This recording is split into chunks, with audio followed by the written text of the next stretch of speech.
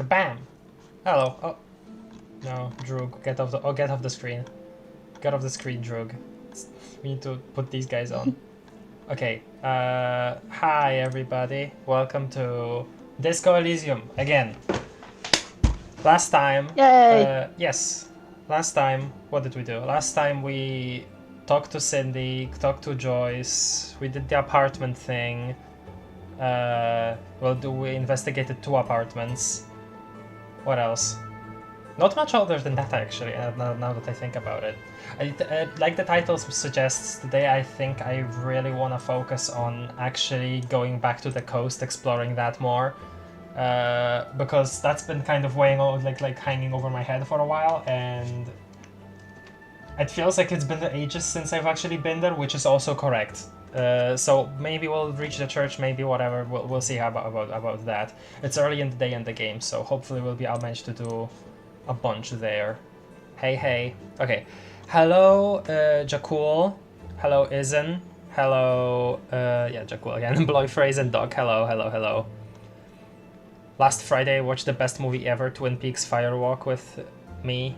I'm still recovering from that. Positive. Alright, nice.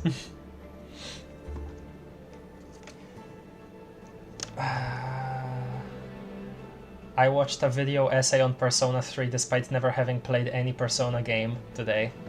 That was nice. Still valid. I also watch video essays on things that I haven't watched or played. It was very specifically about Persona 3 Portable and the option to play as a female main character. That was what the video essay was about. Okay. Open. Sorry, one moment, please. Uh-huh.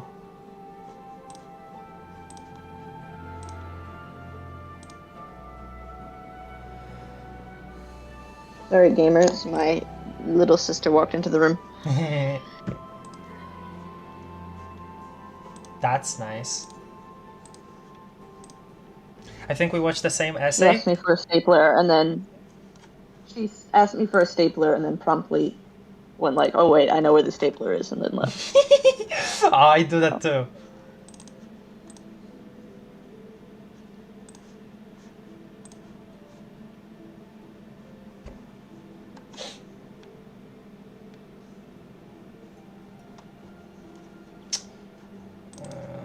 Loading. I think we watched the same essay. I think we might have, because it's pretty new. I've enjoyed that a lot. It was like very, very well put together. I think it was called something like, now I don't remember the exact title, but it was something like the only game that lets you choose your gender. And it was like the thumbnail was like Pokemon themed, despite the video being about Persona 3 Portable.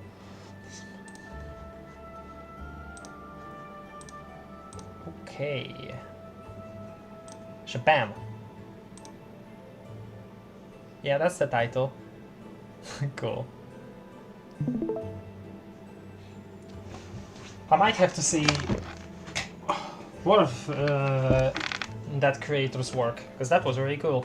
I saw that there were a couple videos about Pathologic, which is a game that kind of sort of interested me for a while, but also seemed like very much the kind of thing I'd rather see someone talk about than play myself. So I might see that.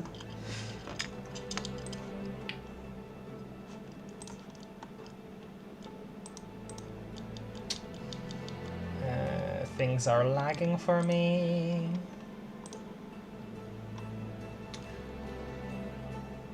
Yeah, the only game where you can choose your gender, that was the title. Codex entry, video creator.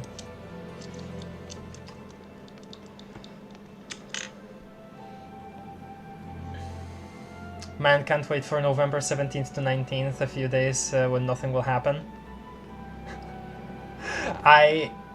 I'm assuming you're referring to the Half-Life thing, which is, or the possibility of a Half-Life thing, I mean.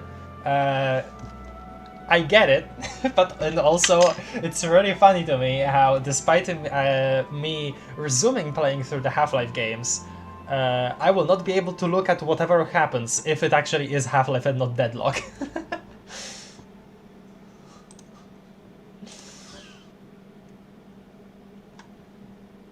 hope we get Half-Life 3. I have seen some people say like, it doesn't. Does it, will it even be Half-Life 3 though? What if they name it something like Half-Life something? But then they'd be really missing out on the funny points. Because the people would be able to say like, oh my god, Valve finally learned how to count to 3.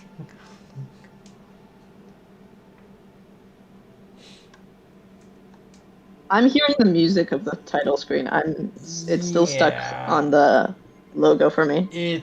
For me as well. It's not just you. Oh, there we go. Weird. There we go. Okay. Phone chat. Chat. This title screen is beautiful every time. Oh, sure is.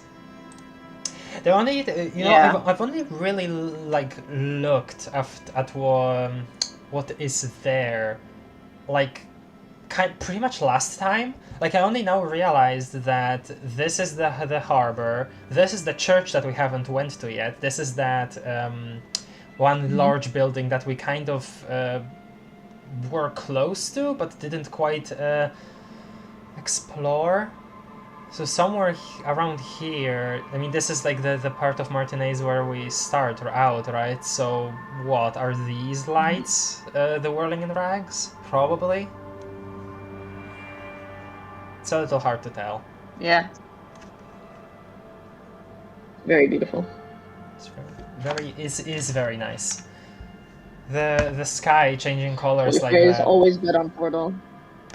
I don't think we should bet on Portal. I think I'm pretty safe betting against Portal.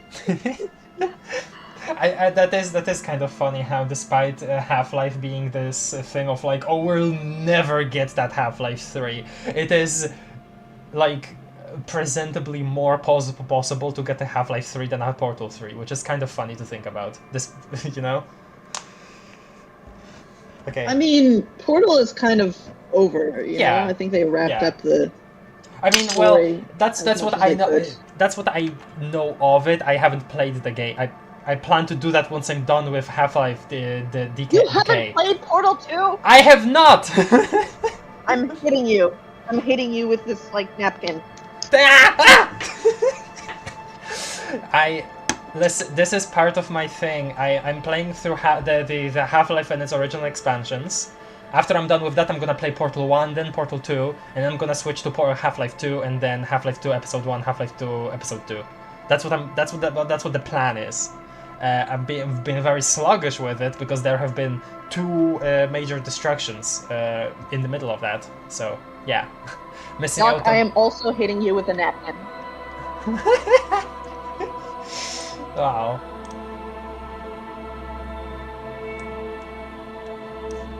Okay, continue.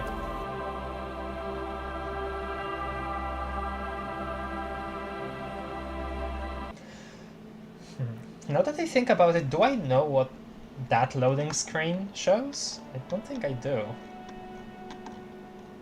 Okay. Yes.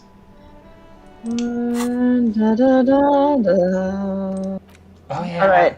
Ask Scab Leader about tattoos. Because the one thing we could also do is also go back to Titus and do that, but... Oh, is that Saddest? Not Titus. Not Titus. Not Titus. The guy over there. Yeah, the guy. You can do that. You're like very close. Yeah, I was gonna mention, but that was also, I think, a thread. Weren't we able to talk to Titus again? Wasn't that a thing? Oh, hello. There it is again. That spectral smell haunting this industrial and not it this. smells Not like this already. heavy fuel oil mostly, because it's an industrial harbor. Thank you, Perception. Years of turmoil, of hopes and dreams, ground beneath the inexorable tides of capital. Close your eyes and take a deep breath. I can kind of smell dreams being ground down by the capital. Not the capital, by capital, sorry. That's what it always smells like. Ayo. Undoubtedly. And the scent is coming from that railing over there. Oh, you mean from Mañana? Yes, Now's your chance to establish contact. We've established contact many times. He's nice. You can talk to both of them, or neither. No, let's do it. Right to work! Right to work! Shame on you! The ostensible leader of the strikebreakers chants furiously. Okay, are you a mercenary hired by Wild Pines? Damn, starting off strong. I think you may be able to help me decipher some tattoos. Take out the picture. Yeah, okay, yeah, let's do that first. Don't think so. He grunts, barely glancing at it. Suddenly, this feels like a really, really bad idea. Uh-oh. Then we might maybe say, like, mentioning Wild, like, being a mercenary also would be a bad idea. They were on the body of a man who was hanged behind the cafeteria there. Give him the photo. It was on your colonel. Give him the photo. We're investigating a murder. These tattoos were on the victim's body. Give him the photo. Of course, yes, forget about it. Let's discuss something else. Cancel task. Oh shoot! Like straight up cancel like this thing up here. Ah, dang. These two guys are identical except they have different shirt colors. They use the same model. Yeah. Actually, this and this guy also might be identical. Okay, I'm sorry. No, I'm thinking here.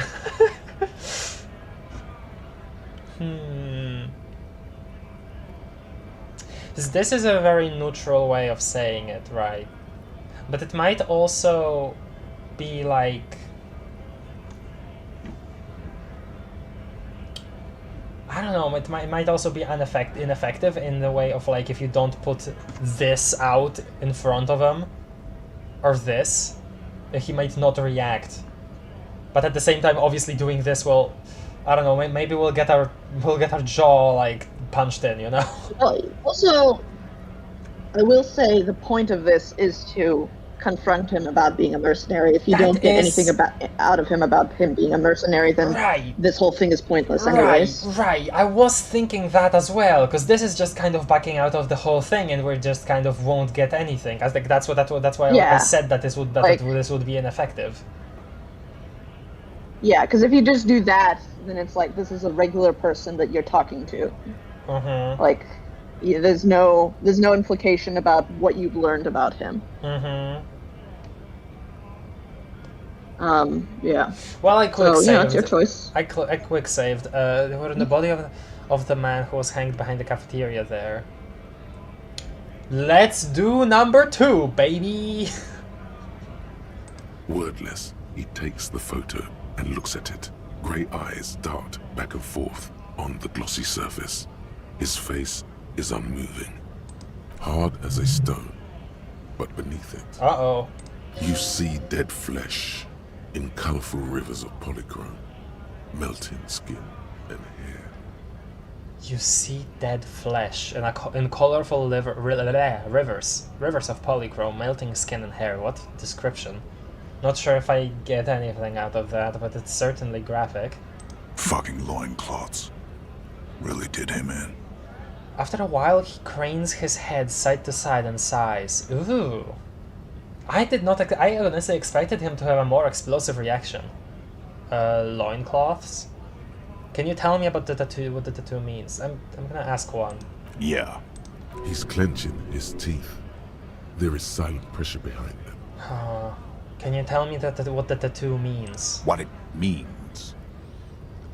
He points to one tiny star on the web of lines, away from the man's heart, across on his stomach. Again, though, like, I was totally expecting him to, like, break more, right? Because he is assuming a persona here, and, like, coming up to him saying, this was on your colonel.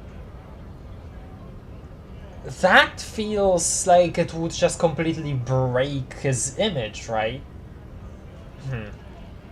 But I guess the sorrow more overcame him here, over a teammate. I can tell you what this one means. Only one. You want to hear what happened here? He squints at it. It's so small. I want to take this moment to do a content warning, because I normally wouldn't, but in this case, he's about to tell a story of his military days, and it's pretty nasty. I say lightly. So, it and normally I wouldn't want to spoil it, but he does talk about sexual assault in this case.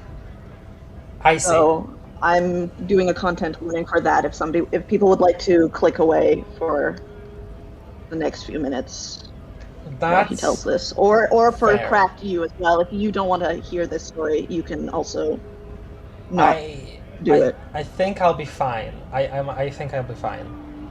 I'm assuming. I do want to see what this leads to. Our colonel is deep in the bush here. Deep in the fucking bush. In Benital, 41.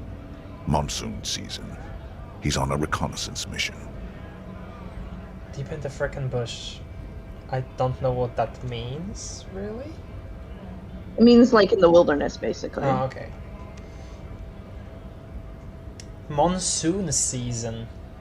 Okay. He spent a month behind enemy lines, scouting kipped villages. Nothing but fucking bugs and snakes for fun. Men are getting restless. There's talk of switching employers. He licks his lips as if drunk suddenly. With some strange emotion. This is about to get really graphic. Last moment to back off. Don't interrupt him. Okay, let's do This it. is the game's version of a content warning. Yep, I see it. I see it. And it did it very much like on purpose, making it trivial as well. Okay. Yeah. Our boy. He's only a captain then, but he knows how these men think. If they don't see action soon. His voice gets strangely quiet, a long, long way from right to work. His gaze pierces the paper. At dawn, he comes upon two kids, breeding in the bushes by the river. Or maybe they weren't breeding. Maybe they were just making eyes at each other.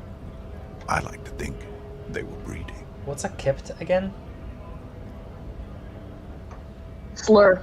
Oh, I thought it was like a bird. Minority. Oh, frick. Okay. No, he's talking about people. He's talking about people, and this is the slur he's using. Describing it as them breeding is... Oh, okay, continue. We shot the boy. He was useless. What? But the girl, she was not. A No, little fat, you know. But not too old. why are you suddenly speaking about this with such, like... Oh, no. Yeah, this is why it gives you multiple chances to back off and not hear the story. Okay, this isn't useful. Take the photo back. You knew him, right?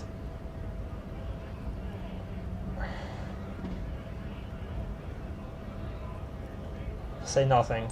She was quite the entertainment. For the week she lasted, expired in the hands of Sarge Mason. That's... The kind of guy who'd make Chief there shit his pants and cry like a bitch.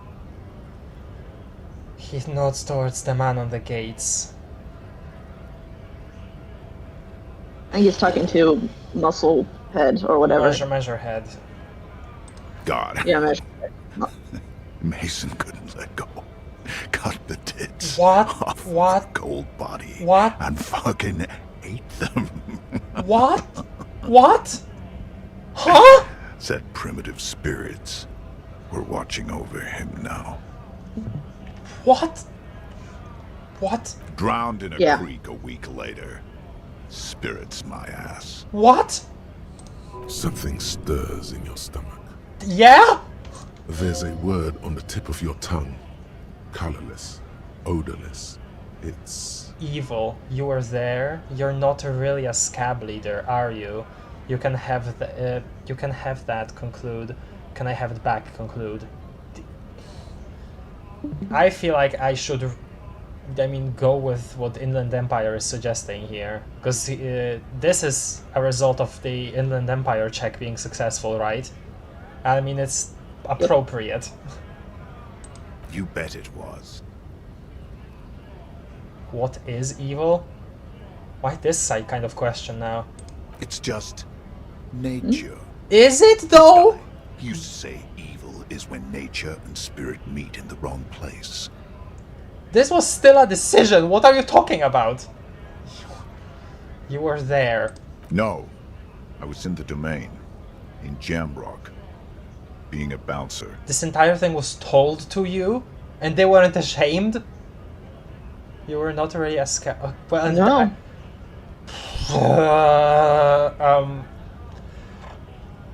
You know, the fact that he got a tattoo. No, I mean that. I guess that makes sense. The fact that he got a tattoo commemorating whatever, like this entire situation. I guess that just means no. This was something prideful. He says, like, this guy says, "Evil, you bet it was," and yet, like to him this is succumbing to nature or whatever, right? Which obviously it's more than that, but like that pride in that's, oh my god. You're not really a scabby. And also thinking about the fact that Classier also probably heard that story, right? If she was told about all of those tattoos. You're not really a scab leader, are you? Fucking mask is getting sweaty. I want to take my mask off. But... He shrugs. Can I have it back? Go ahead. All right now. Free commerce! Keep the goods flowing! He switched the voice immediately too. Holy hell. He turns towards the gate slowly and yells. On the photo in your hands, the dead man's skin is studded with stars. Tens, hundreds of them, littering his dead skin. Okay then. Well. That... I mean, Yeah. I suppose it aligns with everything else we've learned about him. Yeah, and this visual calculus is like pointing out that that was just one story. Right. There are hundreds of stories on his tattooed on his body. Yep.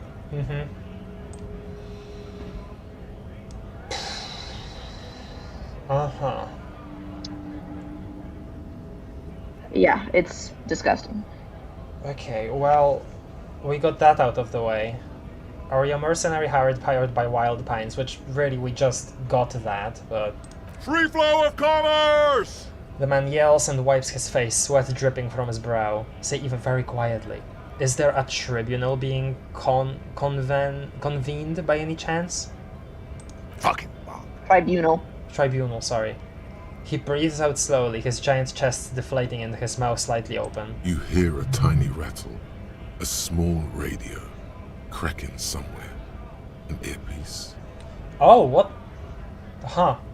Communicating with somebody. Nice. Probably with... Good job, Perception. Really? Like... Challenging success. Yup, I see that. So probably that woman we were told about, right? I think. Possibly. How about you fuck off now, huh? Okay, of course. The lieutenant says, his voice soothing, a soothing calm. He looks at you. There could be weapons aiming at us right now, somewhere above, in the buildings. The other merc.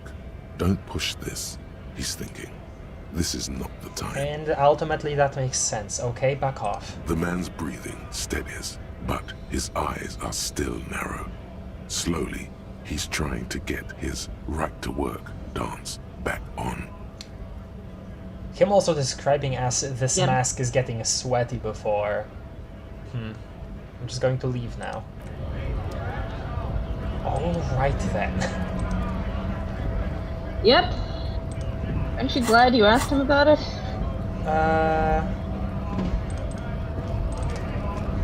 I don't really have an answer to that question.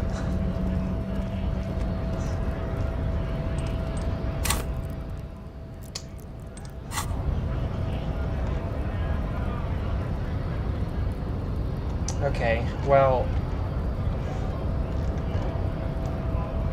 We've done that. Okay. Nothing. I don't think there is anything else here to do except talk to Mañana here. Call me Mañana. Let's do that. Hola, Wandering Man. How can I help you? So I just don't really know how to conclude that at all. So I'm just moving on. Sorry. Yeah, that's okay. We can check chat in a bit. I think people have been talking about it. Oh yeah, that's true. Let me look. Oh, I didn't welcome Betty. Hello, Betty.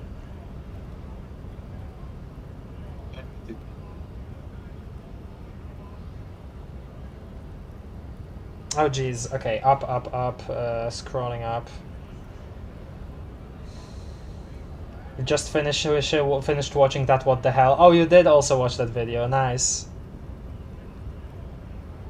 Pathologic is, yeah, you described it pretty good. I see. I don't know much about it. It's just doesn't seem like the game I'd like to play myself. But I'd like to learn about it. Hello, Mizzleploy. I've been waiting for it 13-14 years. Nice. Okay, this is where the always bet on Portal thing came from. Missing on peak. All of that dumb game no one cares about. Silksong. Yes, exactly. Oh wait, Mizzleploy, you're okay, sorry. If you're ploy phrase, then sorry. Didn't recognize. Make a Twin Peaks reference, but no one would get it. Alright then. David Bowie appears in the Twin Peaks movie for like one scene. Sure. My favorite problematic artist. I don't know anything about him. I just know that he's popular. I don't even know what he did. The Sorrow Metal Gear 3 Solid reference. Alright, if you say so.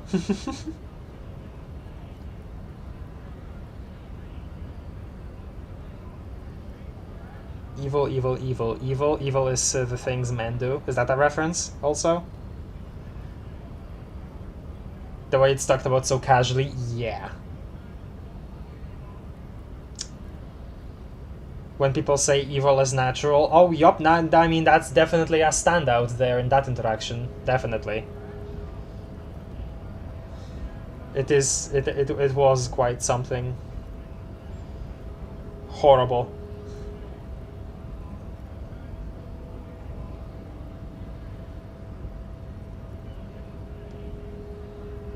Yeah, alright. Okay, got that done.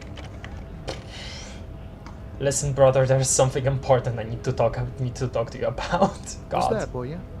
He tilts his head slightly. Now's your chance. Remember, communists are notoriously skittish, so it's best to insinuate your way in. This still doesn't feel right.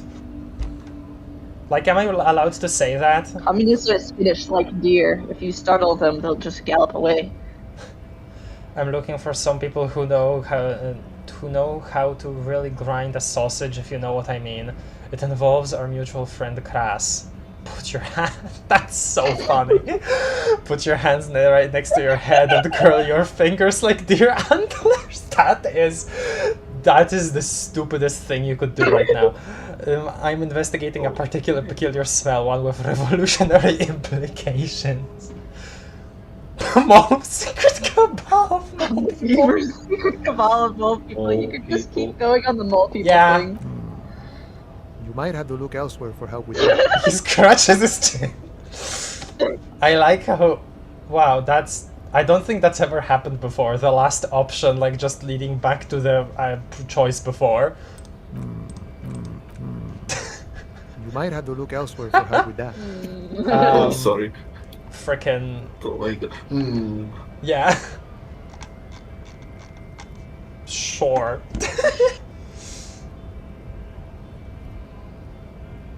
Yeah, that was another Twin Peaks reference. Alright then. Listen, you're fine. Like, whenever I was on my initial StarKid high, I would constantly make references on stream only for nobody to get them. You're fine. I know my fair share of... Okay. The thinker. 3. Could be coming from one of the jam lorries. Cargo's been sitting out for a while. He sniffs the air and looks towards the roundabout. Okay, maybe it's time to abandon the subtle approach. Oh wait, is that because all of these lead to that? Have you tried a butcher shop? He looks at you with perfect equanimity. I don't know what that is.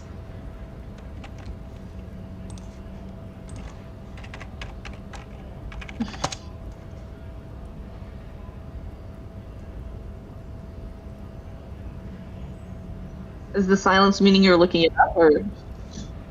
Yes, I am looking it up. Calmness and composure, especially in the difficult situation. Okay. Okay, maybe Don't think I've ever met a Kras personally. Okay. Then again, I've never been to Grad. I don't know what Kim is thinking okay. right now. Maybe it's time to abandon. Ah, now I see. I can't say I'm surprised. You seem to take your communism seriously. God. Not a bad thing, mind you. It's good for a man to take time to think about the whole socio-political world picture. Oh, he certainly likes to take his time with things, especially when politics are at issue. Oh God, Kim is that there's some annoyance in his voice there. What was Precarious the world meeting. That's the thought. That's the precarious world. You're gonna get to finish that thought once this conversation is done. Okay, this is gonna be good. So you've given up copying and now you're hunting comunistas. Yeah, and then you can finally have the. Care to say why? Yeah, all red checks failed. Done. Yeah. I'm trying to get organized by. I am going to get organized by them. That's such a funny way to describe that. Is this stream like constantly like crapping itself? Because on my phone it looks weird. Is the stream like constantly crapping itself?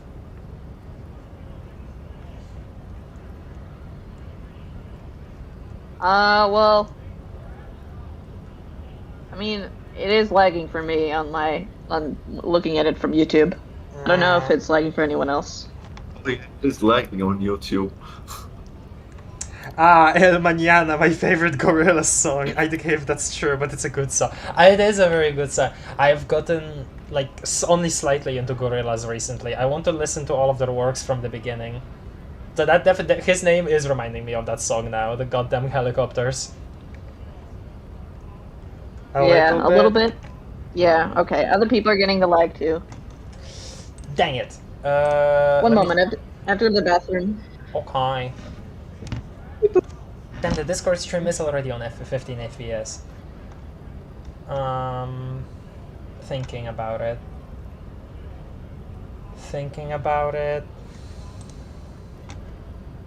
I don't know. I think we'll have to deal with it. I mean, again, this is the sort of thing that would, if I were to try to fix it, it would just risk the entire stream also flipping on its head. Hello, JG.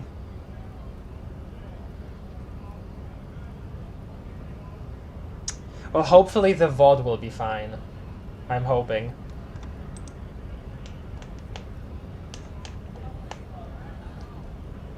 I'm on a sort of quest to develop my political potential and I need their help. Honestly, I had a weird dream and now I need to get to the bottom of it. This is quite literally the most accurate thing here. Because Harry has absolutely no idea what he's getting into. That's why I'm saying, like, it still feels wrong, because rhetoric isn't even, like, getting to the actually getting to the bottom of it. It's all about, like, this imagined reality, right? Or that's what it feels like. So honestly, 3 is probably the best, to me, option here. Because it doesn't really come from, like, a genuine place. Or at least doesn't feel that way to me. Chasing a dream, huh? I have to respect that, boy. He gives you a small salute. I wish I could help. Unfortunately, I don't know many comunistas. I know you said you're not really a communist, but aren't you actually? I thought you union guys were all... No, okay, you know what? This is actually kind of an interesting question for Harry to hear the answer to. Are you sure? You smell just like one. I want to ask too.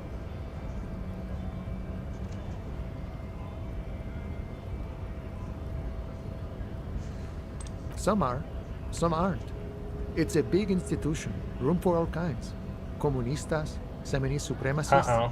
Even an anti-institutional boyadero. There is warmth in his voice when he talks about the Union. Whatever his personal politics, this is his home. Interesting. Alright, so if he isn't personally a communist, he's definitely hanging out with them. Ah, but you know, I did meet a genuine ideologo a few months ago. Perhaps he's your guy. What's an ideologo? You know, a guy with a theory. Someone who likes to pit his theory against other theories in deadly theory combat. Oh my god. Did he say his name was Steban by chance? Didn't say anything about his name. Wasn't this sort of encounter where names matter? How did you meet him? It was late one night as I was leaving the arbor. He was waiting on the corner in a bright white jacket. Classic Saramirizian style. He asked me for a light. We shared cigarettes. Then he asked me if I ever thought about getting into some of the extra physical branches of communism. That's... what? Huh? Sounds like he was trying to recruit you to...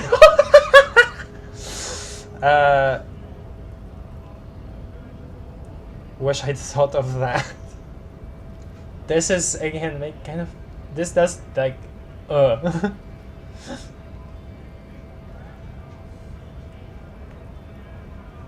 want to say one. I don't think so, Boya. I took it to mean he was asking me to join some sort of underground cell. A very old school organizing technique. The sort of thing comunistas used to do before the revolution. What did you tell him? The same thing I always tell people who try to press some claim on me. I said, every boyadero rides alone. How do I find this guy? Proceed. Uh-oh. I couldn't tell you. Once I declined his offer, we finished our cigarettes and he disappeared back into the night. Just before he melted into the shadows, he turned to me and said, "Remember Dobrava and Abadanais." And then he was gone. Who are Dobrava and Abadanais? I don't know. Guess not everyone remembers. A tight half smile crosses his face. What do you think it means? Been wondering about that myself. Some comunista inside talk with me. Not meant for the wider public. They love that kind of thing. You'd have to ask someone who knows this ideologo personally. The lieutenant clears his throat. I think... Kim is probably getting uncomfortable with how deep this conversation is going into this general area. Not to interfere in your personal errand, but it might have something to do with that passphrase Cindy mentioned. I was gonna say that, yeah, but I wanted him to finish. Alright, I'm back. Hi. I told him about the dream and needing to follow through with it, and then he mentioned meeting somebody who shared cigarettes with him, and now Kim is mentioning like, oh, this might be related to that passcode thing. So that's what you missed. What was? Alright, that's really dumb. You should feel embarrassed even suggesting that. You just have the option to be really mean. No, why? All of a sudden. Alright, good thinking, Kim. I was totally about to say that. Of course you were, detective. Apologies for interrupting. No, not like that, Kim. The lieutenant smiles to himself. I like that he's smiling to himself out about that, though. Just in time. The faithful partner arrives with the key that turns the lock. You two make a good pair.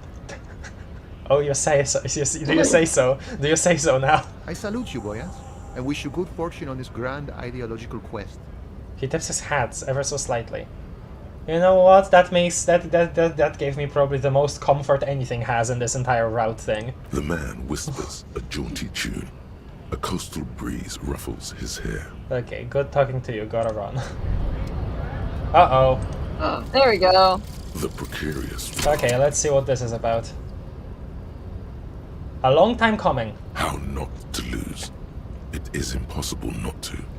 The world is balanced on the edge of a knife. It's a game of frayed nerves. You're pushed on by numbers and punitive measures. Pain, rejection, and unpaid bills. You can either play, or you can crawl under a boat and waste away. Turn into salt, or a flock of seagulls. Your enemies would love that. Or you can fight. The only way to load the dice is to keep on fighting. Interesting. Ooh, let's see those bonuses. Critical success and failure thresholds lowered by 1. Woo! Wow. Oh, that's huge. Wait. What exactly does this mean? Does it mean like... I think it makes checks easier. Yeah, that's large, but critical success specifically and critical failure specifically. Okay. Yeah, I think specifically like the best, like, for example, in D&D terms, if you roll a nat 20, that is a critical success. So if there I are rolled a certain things that 19, you can that's do to also a make it- critical success. Yes. That's large, okay. Good job. Thanks. Thank you. Natural 19. Wait. Yeah? Wait, is that true? Did game theory really do a Mario communist theory? I think that they did that. I think they did that and like a psychopath thing. Hold on, this Mario. Well, I know about the psychopath thing. The communist thing? Yes, in 2013, they did. What? Why? I'm sorry. I whatever feelings I have about Matthew Patrick, I don't trust his ability to analyze communism. That's fine. Okay, hold on. Can I read this again because I might have spaced out in the middle there because of a certain line. How not to lose. It is impossible not to. The world is balanced on the edge of a knife. It's a game of frayed nerves. You're pushed on by numbers and punitive measures, pain, rejection, and unpaid bills. You can either play or you can crawl under a boat and waste away. Turn into salt or a flock of seagulls. Your enemies would love that. Or you can fight. The only way to load the dice is to keep on fighting. That last one is like this being the conclusion is probably like that feels right, but also I honestly kind of expected the solution to the precarious world to be more about with like loss itself, like if we're the problem description talked about losing being a constant in the world, how everybody always loses, right? So I honestly expected it to go a lot more theoretical, philosophical, where it would say something like what a loss is anyway depends on both you and others, where if you can lose, but all of that is only dependent on what the standards of winning and losing are to you and other people, like how you have here pain, rejection, unpaid bills. All of this stuff, like this depends on other people. This depends on like systems set by other people, and then you have pain, which is, you know, a very not like technically a neutral thing. But if you consider that losing, like if you don't have to beat yourself up over feeling pain, because that's, you know, that is ultimately a neutral thing.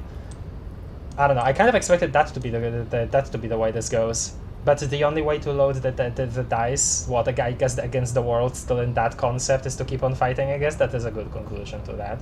Except. Okay, that's good.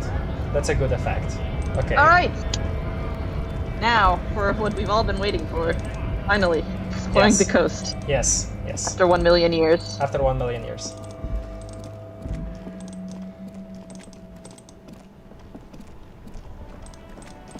I forget if... Inside, you see a set of steering levers, a radio.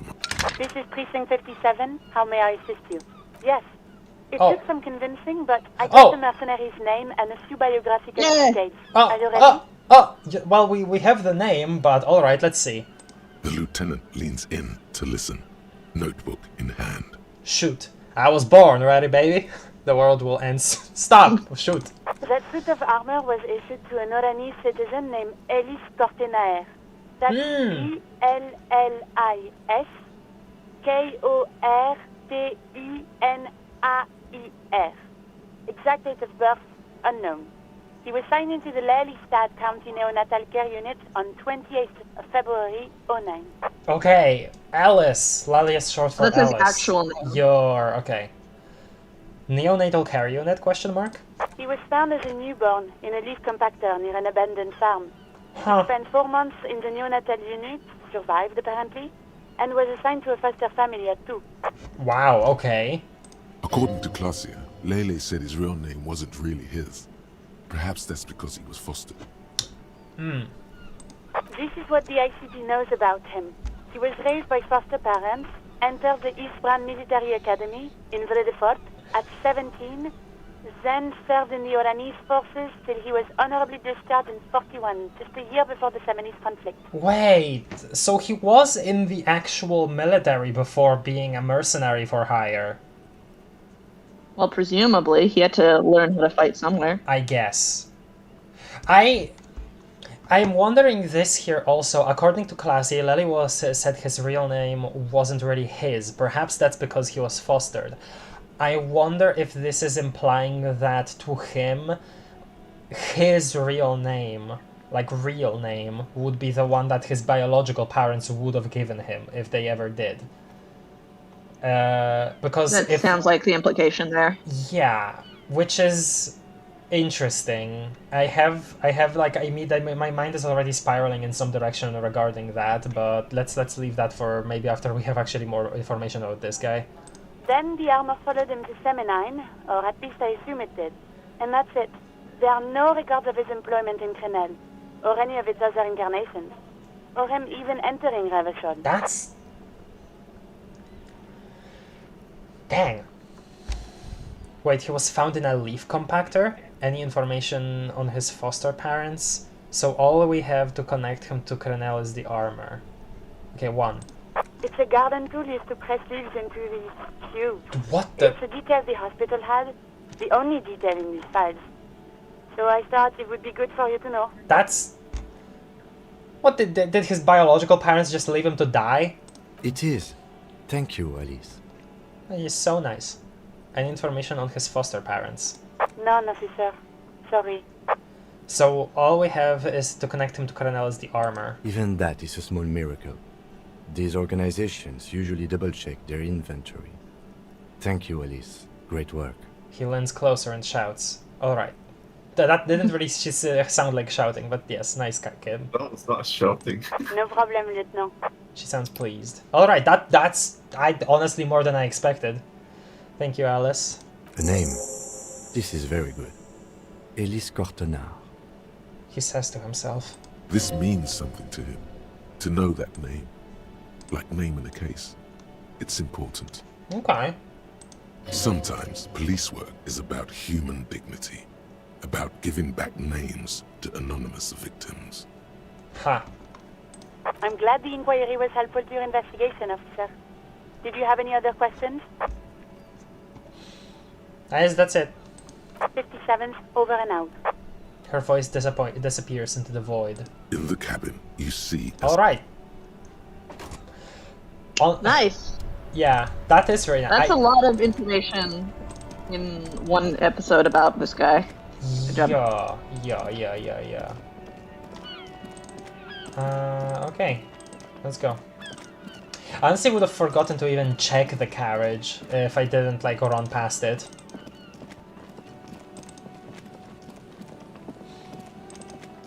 Oh, wait, hold on, it's snowing. We should totally do the thing. Hopefully it won't stop snowing when we get there.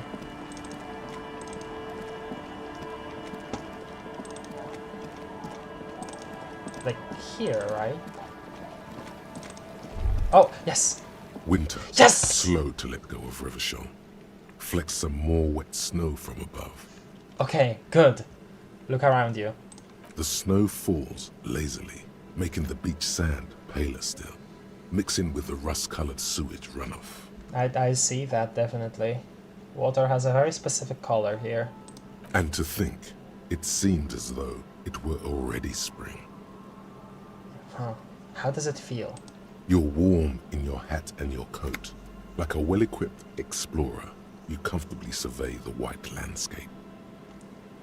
Oh, wow. We haven't had this kind of choice since, like, the beginning of the game. What's in the west, what's in the east, what's in the north? What's in the south, what's above, what's below me? What's in the west? More winding coastlines lined with abandoned buildings.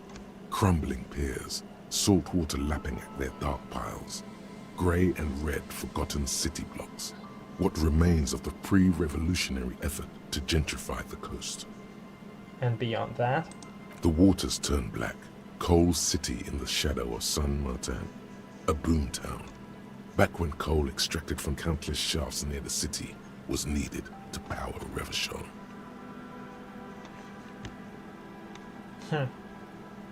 Back when it was needed? So there's a different way of powering now? No more. Seems like The it. coal was supplanted by petroleum from the ocean floor and hydropower from the Esperance. Everything crumbled. These days, only the weakest remain in Coal City. Their hopes of getting rich linger in the defunct shafts under their feet. So they switched to oil. I was gonna ask if it was like all wind powered or whatever now, which no, obviously not. Not in this world. What is there?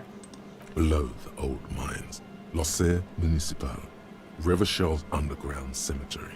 Whoa. The Petit Rat braved the underground passageways, trying to get to Le Royaume. Below the old mines. An underground cemetery. Now that is something. Children under 14, they go underground looking for artifacts to sell to foreign museums and for fabled relics. Their parents let them. They go deeper. Really?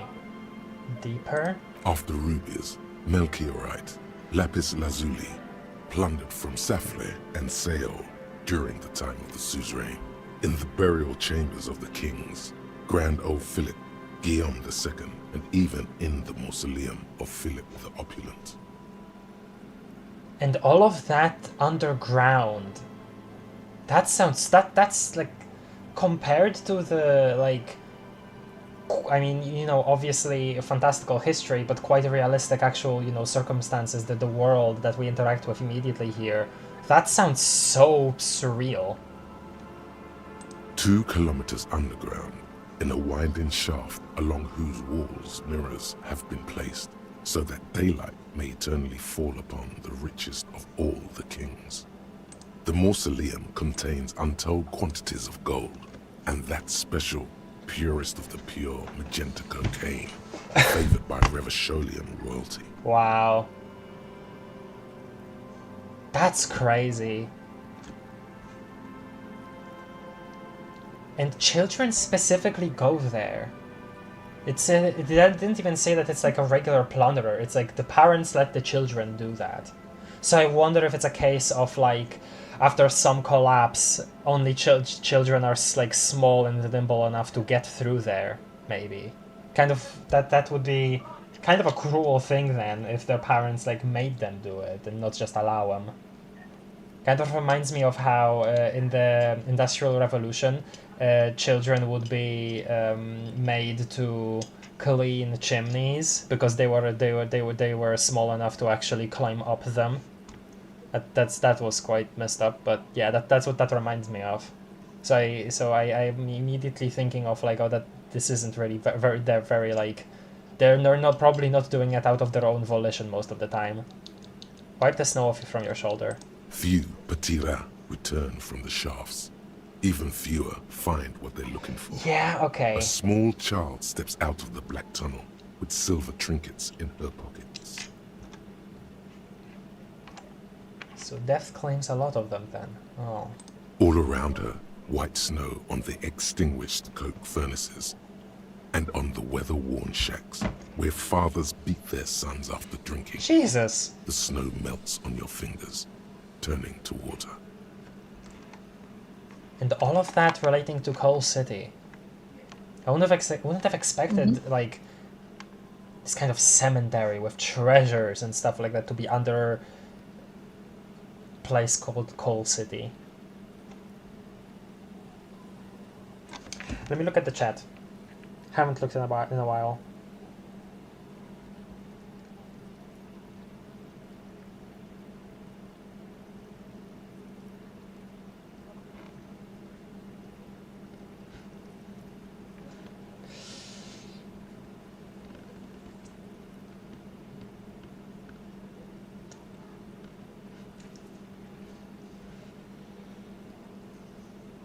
he wears red, has a big... Okay, whatever. I don't want to get to the Mario thing.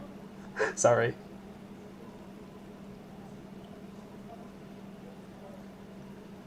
I don't trust their ability to well theorize. I have a thing about that though. I have because there are different types of theories with some of the like on the game theory channels. Sometimes they are about deciphering what the actual intent is or what is there in the game. Sometimes they're about deciphering what could be a possibility, like pertaining to just what is in the game, how can we analyze that, and what the possibilities are, even if very improbable to be the intention. And then there is just stuff that is, you know, made for absolutely no reason, just for fun. So there's like there's like different types of theory.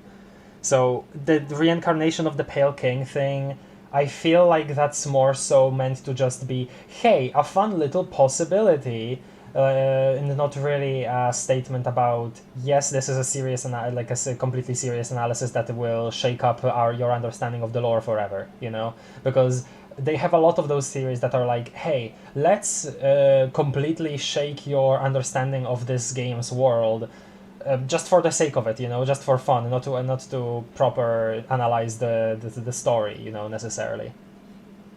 So I feel like the Pale King theory was rather of that sort, you know, just sort of for fun like that. But I was one of the people that bullied it whenever it came out. But I was one of the people that really was like kind of mad about it when it first came out, which was kind of like too much, I think, in retrospect. A Voice of the Void, another game reference. I know Voices of the Void, and when I've seen clips of it, and I can never tell what the game actually is like or what it's about. But it seems so interesting, like there's a lot to delve into there. Streams a slideshow. I don't know. I'm sorry, I don't know. Now it's better. Kind of reminded me of that accident in a Brazilian town caused by children raiding radioactive parts of an abandoned hospital. Oh, Jesus. Haven't heard of that.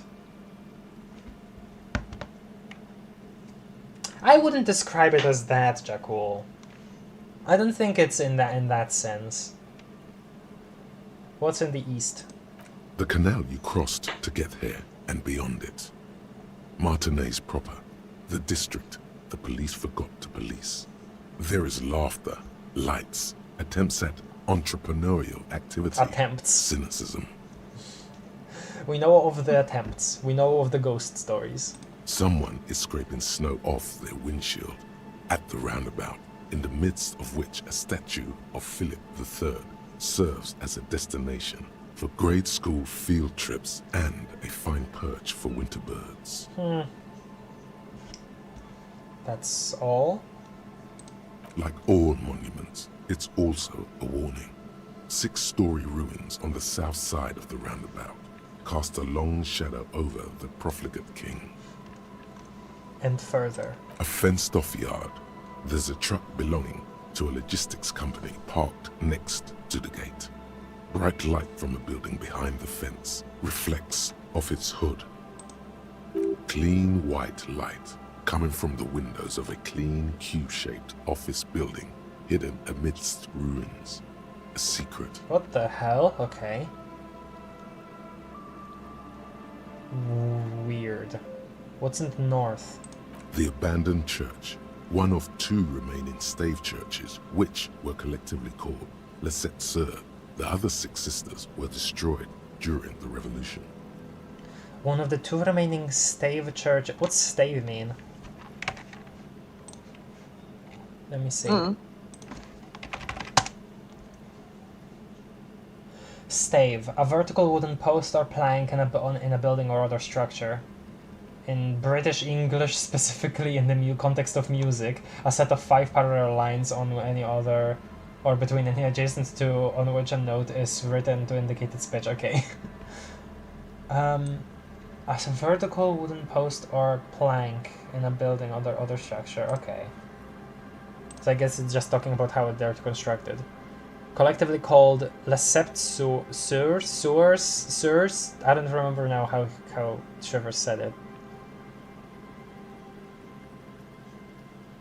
Okay. A serpentine strip of land weaving its way into the Martinez Inlet. Unfortunates on the run from the law, from themselves, sometimes hide out on nearby islets. Little dots in the ocean that are occasionally submerged when the tide is high and the weather foul. On little like that? That sounds like a very scary place to hide if you can just be swept away by water. And on the islets? The remains of a camp on a jagged piece of rock, a tent, old dishes and cutlery, long since abandoned. A hermit crab scuttles among the debris, looking for a new shell. Huh. Further out, the lights burn bright on Resurrection, way beyond Martinez. A popular spa destination for ample-bodied Ozon kids with equally ample pockets. Ozon? What's that mean? Probably a place. Okay, yeah, the Disco Elysium wiki came up, so I'm not reading that. On the other side of the inlet? Then there's Ozon. Okay, there we go. But the snow falls too thick.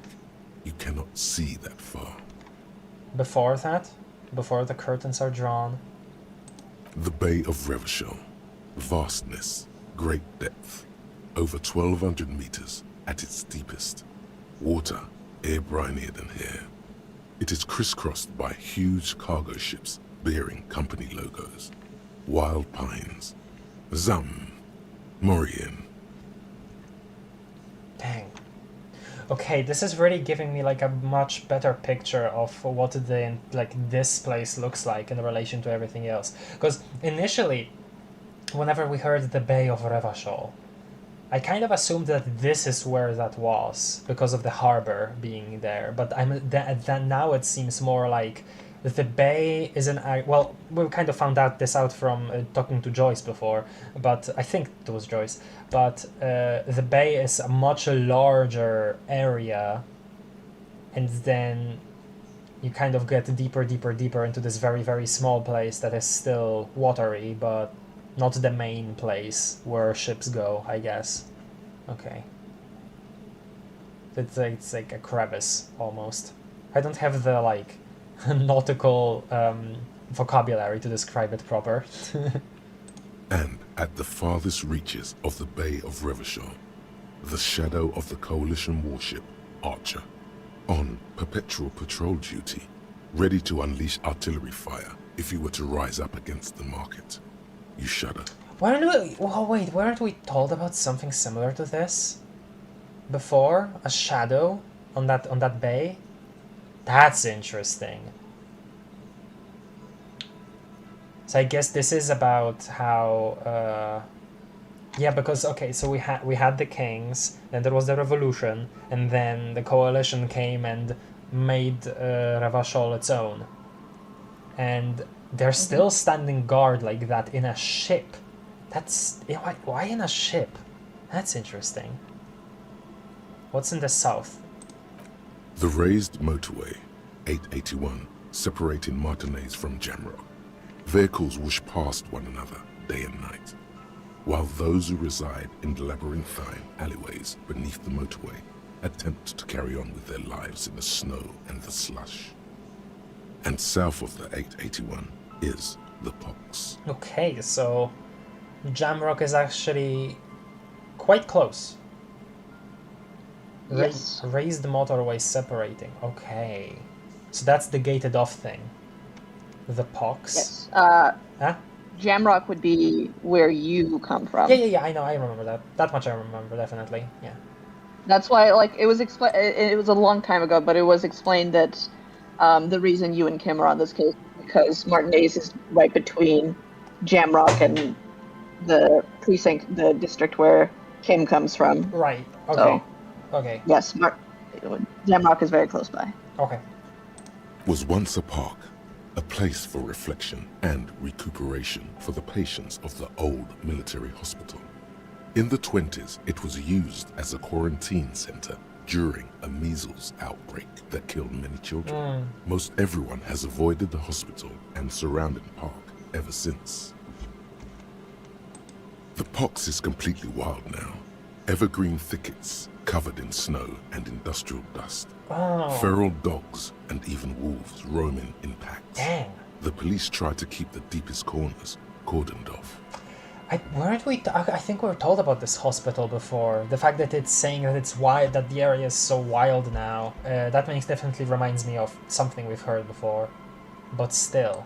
Heavy drug users do slip through and hole up in the old military hospital, hoping to find something to get high on among the hastily abandoned supplies, or just to overdose in peace. Further south? A line of motor garages with armored carapaces hunched in the cold. A mechanic is hard at work, patching up bullet holes in the side of a Capri 40. These are the garages of Precinct 41.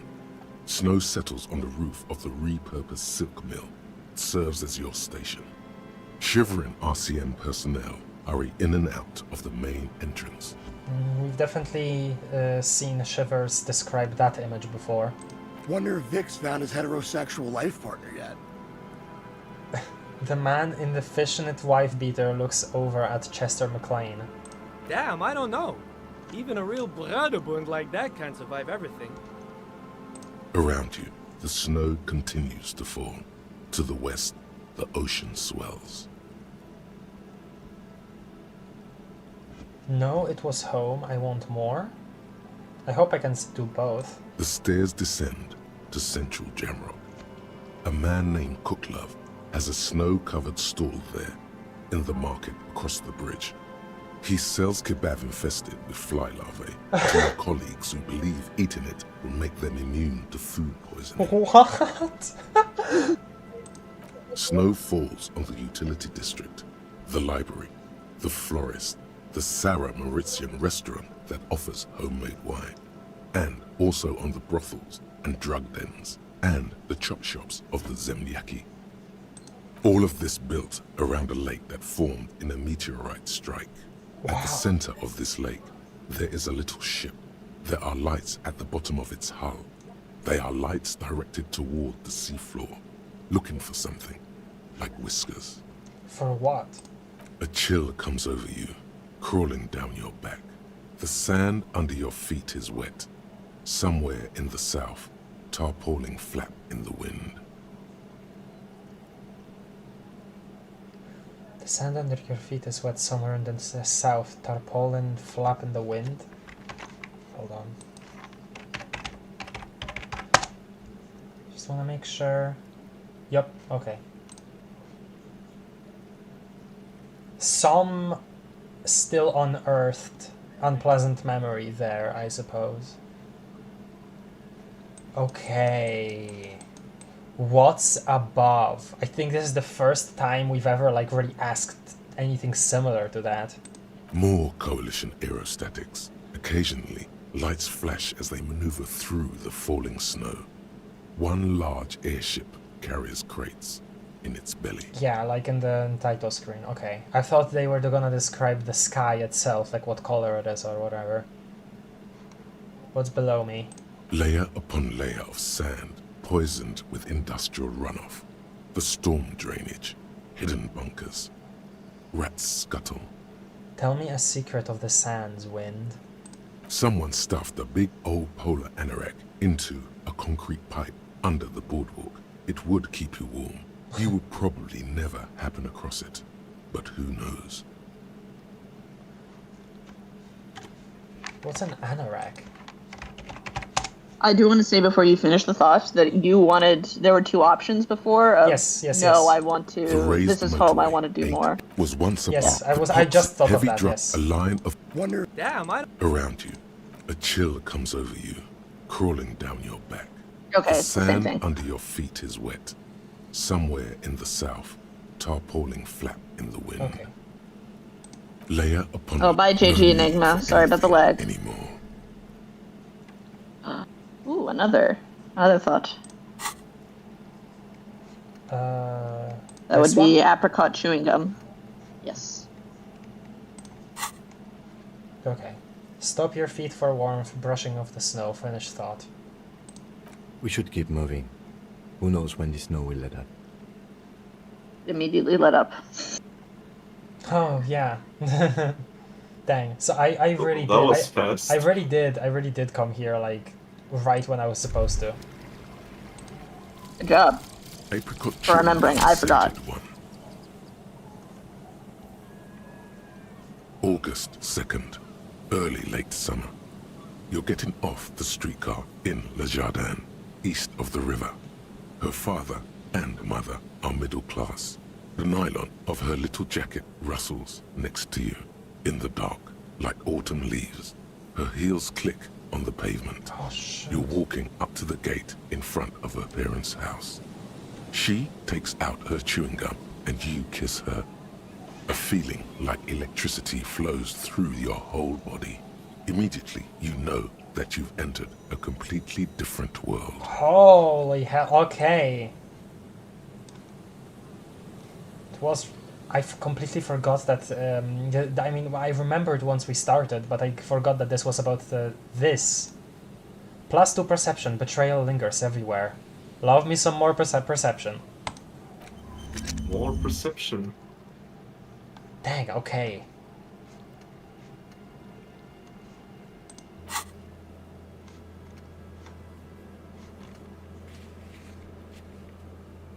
Wait, what the hell? Wow, it's a really short list now. That's weird to look at. Yep. Okay. It really is weird to look at.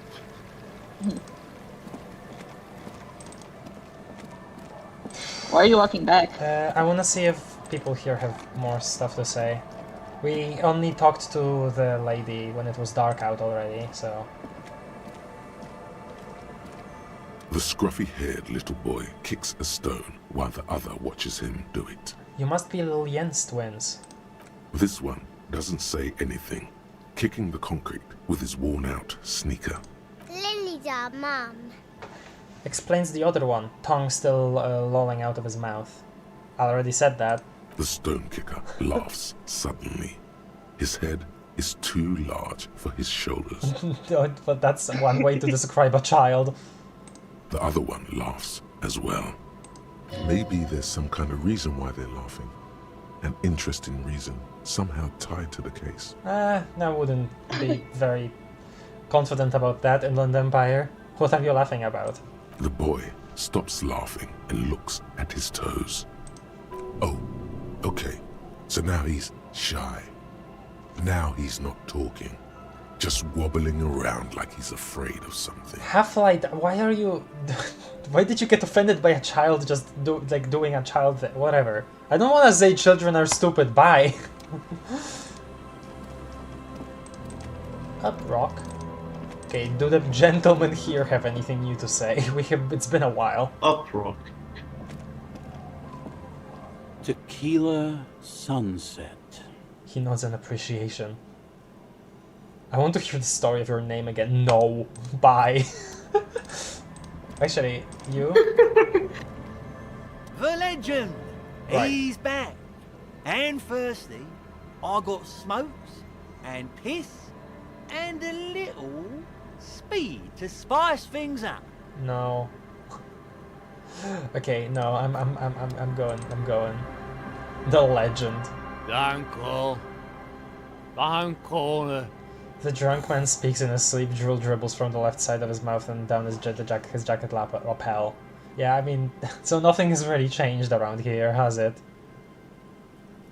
There's no waking him from his stupor. His mind is elsewhere. Alright then. Okay, thanks man. Thanks guys. Thanks. Yeah, this is the place that we can go. I remember this. A whole thing started there as well. I think a whole interaction with Kim, I'm pretty sure. Might be wrong. Might be misremembering.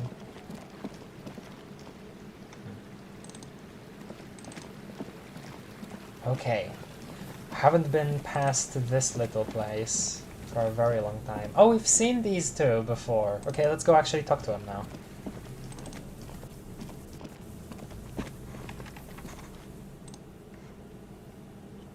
This is that... Okay, this is that big building from the loading screen.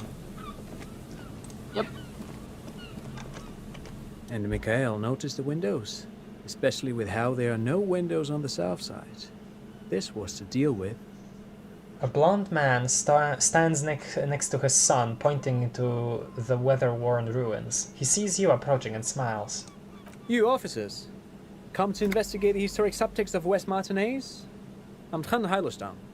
You must be Kim Kitsuragi, right? Huh? I was just telling my son about this building. Not a lot of people realize the historic significance here. Very rich in hypertext. Hypertext? In our world, hypertext refers to the internet, right? I'm pretty sure it was like the very early way of describing just media on the internet. So maybe this is, I don't know what this could be referring to here. Nice to meet you. Hold on, hypertext? Wait, what was that about the windows before? Why does he recognize Kim? Okay, hold on, hypertext. Yes, hypertext. Young Carp and the collection of cultural hyperlinks. That's also an internet thing. Strange, he says, as if it's self-evident. What was that about the windows before? Oh yes, so Mikhail. They had to deal with monitor glare, especially in the summer. They still had vector monitors back then. That was 49 years ago. So they didn't have windows on the south wall. Okay. You and Kim know each other? No, I can't say that we've met before, but I've heard of Kim, of course. Mikhail, say hi to the officers.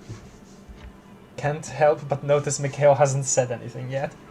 I don't know if he'll say hi. He rests his hand on the boy's shoulder.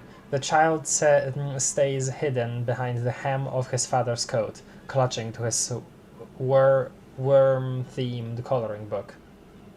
Okay. Mikhail's a little tired today. We spent all night trying to run Orbis on his radio computer. Have you heard of it? It's a programming language used in Grad. Quite tricky, but he wanted to play this Grad-made adventure program. We've been getting really into Worms lately. That's nice.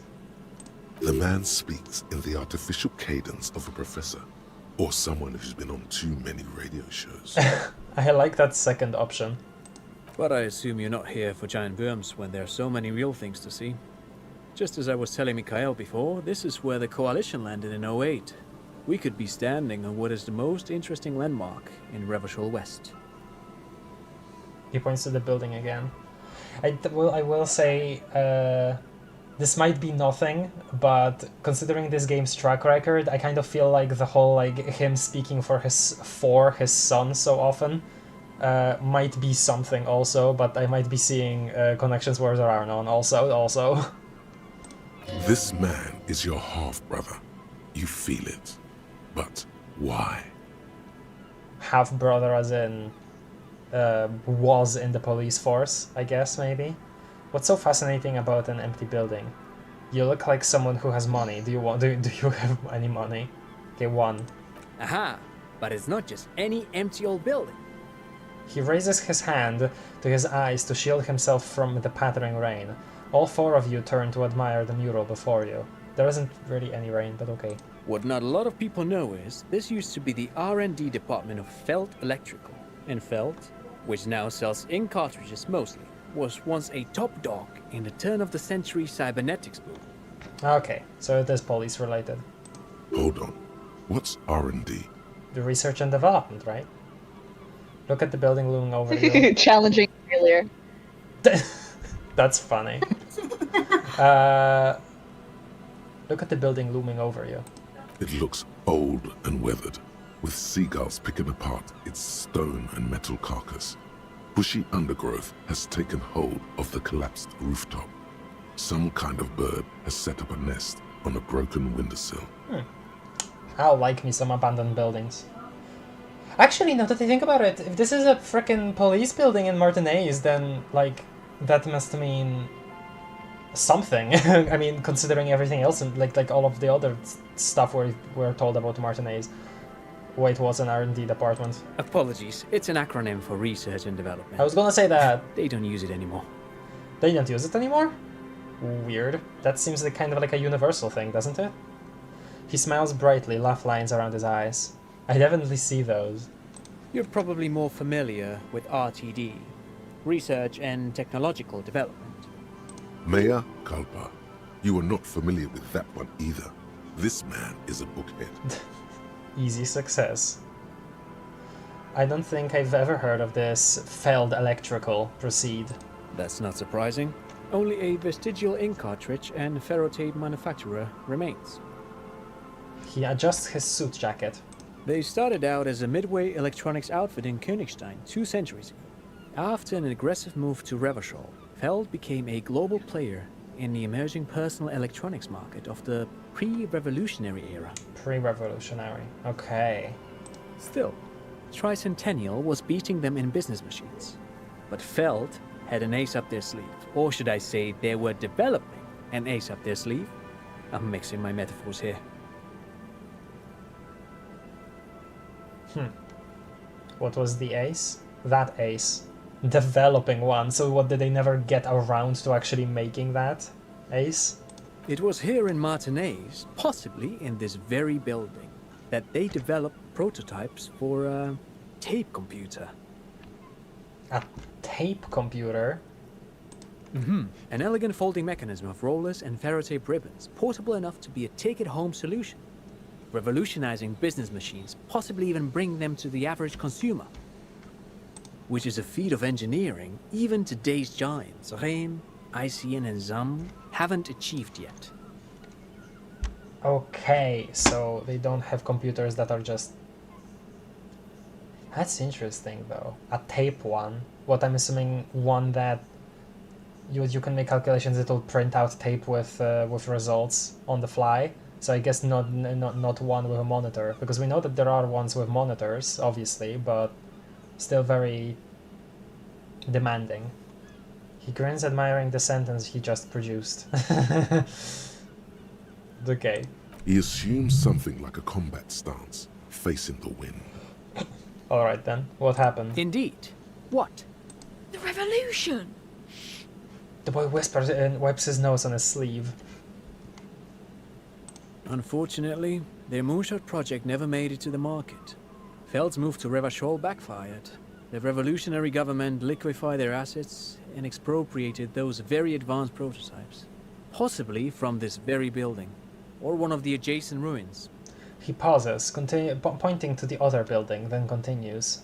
All of this was built by Feld, even the boardwalk. Wild Pines built Martinez proper as a resort for their middle management. Feld built this side of town for R&D. Okay, so also Wild Pines was influential here before the revolution as well. A lot of stuff that just was around while the monarchy was still around, huh?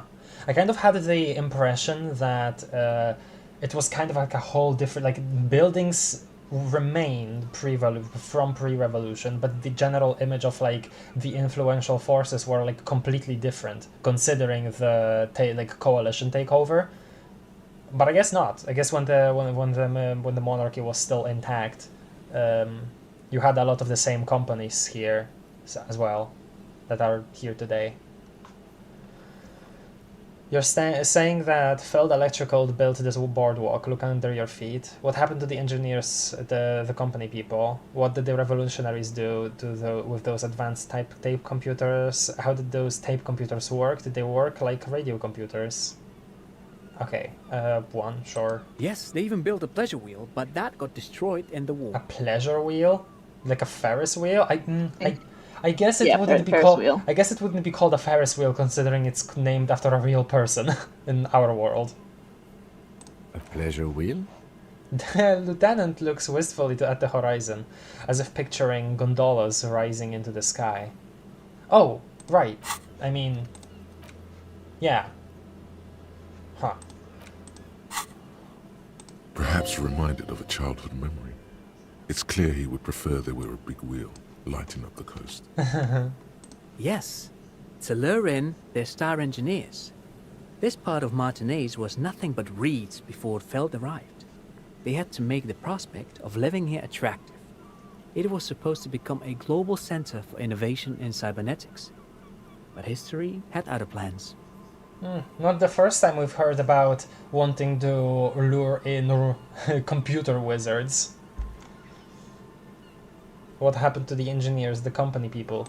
Oh, I'm afraid it didn't end well for the boys. But this story is a bit too dark for little Mikhail here. Now, if you were to ask about tape computers... Friend and one for the boys. He smiled again, as if he's somehow personally responsible for this bleak turn of events. What did the revolutionaries do with those advanced tape computers? They used them for military communications, but also to write and send out press releases. The most notorious example being Le Décret de Mars. What was that? What's the Mars Decree? I mean the radio transmission sent out to news agencies and world governments by the newly created Commune of Revachol on the 7th of March in the year 02. Okay, sorry, this is a lot. I need to reread all of this. But also to write and send out press releases, the most notorious example being...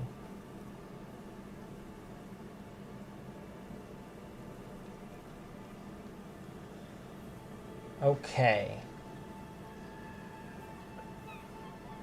The radio transmission sent out to the news agencies, the world governments by the newly created... Huh. It's a beautiful piece of text, actually. A singer-songwriter I know, Charette, called it a love poem to Revachol on her political concept album, Bon Baiser dans le Lind. You should read it. Every local library in Revachol stocks a copy of the decree. I tried to get Mikhail to memorize it. Tried to. Someone was much too interested in worms to be paying any attention. I mean, it's kind of a weird thing to get a kid to memorize, isn't it? Yeah, well, they do that in school all the time. Yeah. He looks at his son, who starts giggling to a face hidden behind the book. Interesting that he calls it beautiful still. The kid takes a peek at the green and silver worm on the cover of the book, already forgetting about this part of the discussion. How did those tape computers work? Did they work like radio computers? Actually, no one knows. No one even knows what a computer made entirely of tape would look like. But word has it, they were very elegant, exquisite, alien-looking turn-of-the-century hardware. He raises his finger, remembering something. So they were created, if the revolutionaries grabbed them and used them for their own purposes. 10 years ago, I did a little freelancing, I guess you could say. I was a special consultant for an exhibition at the Wompty Dumpty Dum Center in Vedefort, Oranje.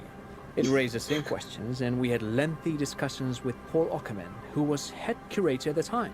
This was before the twins Keith and Guy Juice joined the team, trying to... Wait, did he just say Wompty Dumpty Dum Center? Reaction speed. He did it. He said Wompty Dumpty Dum Center, like it's the most natural thing in the world. Yeah. What the hell is a Wompty Dumpty Dum Center? And who the hell are Keith and Guy Juice? Yeah, he says so many things like they're just the most natural thing in the world to know. Okay, the Wompty Dumpty Dum Center, Paul Ockerman, Keith and Guy Juice, what are you talking about? Yeah, I like how the game expected me to get lost here. The Wompty Dumpty Dum Center for Contemporary Art. The exhibition itself drew on Lagerman's notion of memory, and so there were some parallels. That's why the head curator, Paul Ockerman, chose to... There it is again, those words. So this probably implies that Harry is getting lost also. You're making this up, Lieutenant Kim, is he making this up? That is really funny. Come on, there is no place called the Wompty Dumpty Dum Center of Arts. Ooh, I love lost technology. Yeah, I can tell that this guy is very much interested in that part of it, like lots. I want to say one. In fact, I'm not. The Wompty Dumpty Dum Center is a place you can visit if you're ever in Vredefort and are ever in the market for an exhibition space / contemporary art research center. He clears his throat. But perhaps I should return to the tape computers. As I was saying, the device itself was very elegant, fragile even. One could write directly on the tape using a special chemical solution. Ooh. The machine would then analyze the handwriting, perform operations, and project output onto a white screen. It was a beautiful, delicate thing. Gee, oh wait, handwriting? Analyze handwriting? What? Made of black film, and folding tape structures. Jumping to that kind of technology, that is kind of a big deal. Hold on, what's the freaking thought about? Wumpty Dumpty Dom Center? -1 suggestion, outsider. Outsider to the arts.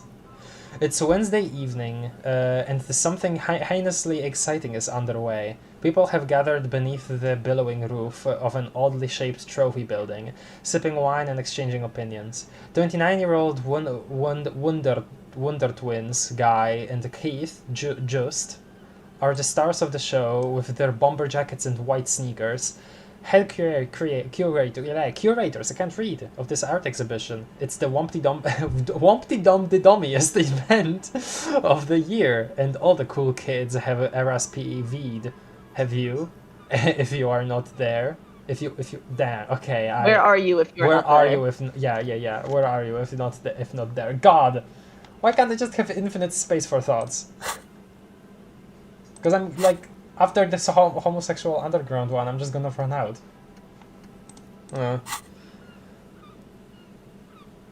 Nod, cool. Pff, I've seen cooler things than that. Cool. Very, very cool. Though I understand the socio-economic causes of the revolution, it pains me to imagine the revolutionaries setting fire to this precious device. But so they did. The felt playback experiment vanished into the fires of 07. Was it set fire to because of the relation to the RCM of this building, maybe? The felt RCM did not exist at that time. Oh, right. RCM is a post-revolution creation. Right, wait, so why did it... What was the thing with... Or maybe that was... Okay, maybe the connection to the police was post-revolution, but we haven't heard about that yet. Wait, the failed playback experiment. Yes, the official name of the prototype. Some sources report it as the Feld Playback Experience, but those are incorrect. Why did the revolutionaries destroy it? Who knows? Maybe it was an accident, or maybe they didn't want the technology to end up in the wrong hands. Either way, they're all gone now. All 3 versions of the prototype. Nothing but debris and ashes remain inside that building. He takes a step back. The boardwalk creaks mournfully in the wind. Interesting. I wouldn't, honestly, from somebody that's like, or rather from a Disco Elysium character, like him, or talks like him, I would have expected a more antagonistic view of the revolutionaries. But that's interesting because he is just focusing on the technology itself and the loss of that. That is, I mean, that is very cool history. That is really cool fictional history. Okay, I wanted to ask something else. But of course. What else? He smiles and ruffles his kid's head. I want to hear about the Feld building again. You look like someone who has money. Do you have any money? Great. Thank you for all the interesting information. Sure. What's on your mind? Okay, we already have everything. But of course. What else? Let me look at the chat. Oh geez, I missed a lot since JG left.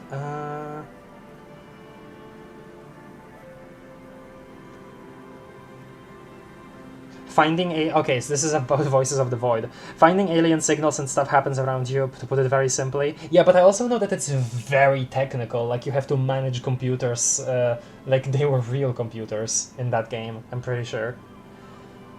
VOTF is very scary and funny. Okay. Fun fact, there is basically an abandoned hospital wing attached to my college faculty. Okay. Why the frick did YouTube eat my kebab with what message? I don't know. Too laggy for me, so I think I'll be off now. Dang it, I don't know how to do anything about that. It look laggy for me on YouTube stream. If Dale Cooper from Twin Peaks taught me anything, it's always investigate every possible clue, even your dreams. Alright then. Y'all might be a bit of this might be a bit of topic, but I might be able to get one of those Homestuck Ita bags for my birthday. That's cool! Look, one's done by frickin' what's their name? Ender something, right? Ender Slime? I think it was Ender Slime. That's awesome. That's awesome, Betty. His SWAT-themed coloring book? Hollow Knight reference.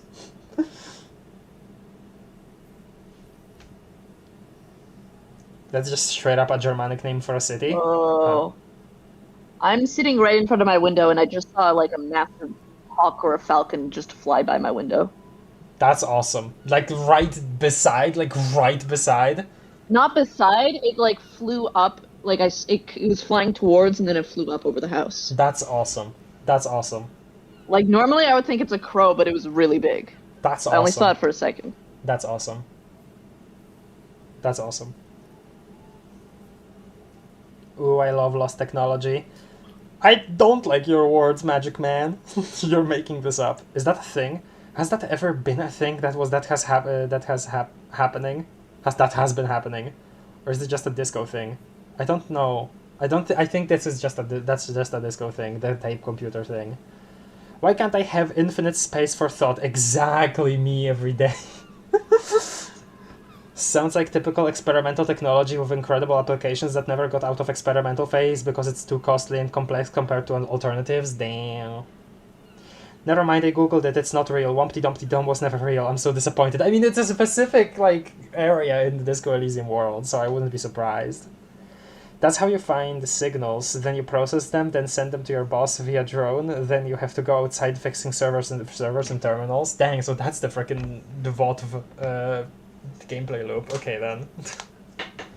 You look like someone who has money. Do you have any money? I do have some money, yes, but that's not what's really important here. He brushes it off like it's not a thing at all. Could I have some of that unimportant money then? I don't want your money. I just wanted to see whether my profiling skills were working. Of course, Detective. I wouldn't have assumed anything else. Matter of fact... He looks up again, a playful hint shining in his eyes. I don't know if you're familiar with this, but the Vespertine Department of Justice has published a rather interesting paper on the criminal profiling in former socialist states. Have you read it?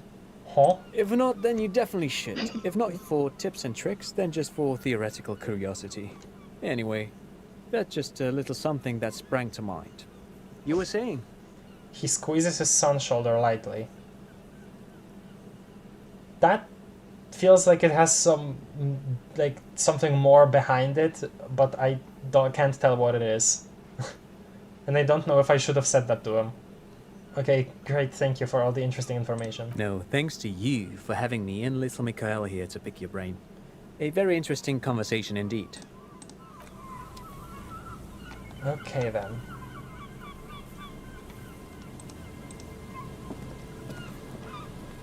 Oh boy. Okay. Have you checked the mural itself, or? No, we haven't. There you go. Oh. You see a once bright mural towering above you. The signage has peeled off over the years, but you can still make out Feld Electrical R&D. A slogan used to intertwine with the loops a long time ago. Now, only a shadow of peeled letters remains. It says, "Tomorrow is just a whisper away." Tomorrow is just a whisper away.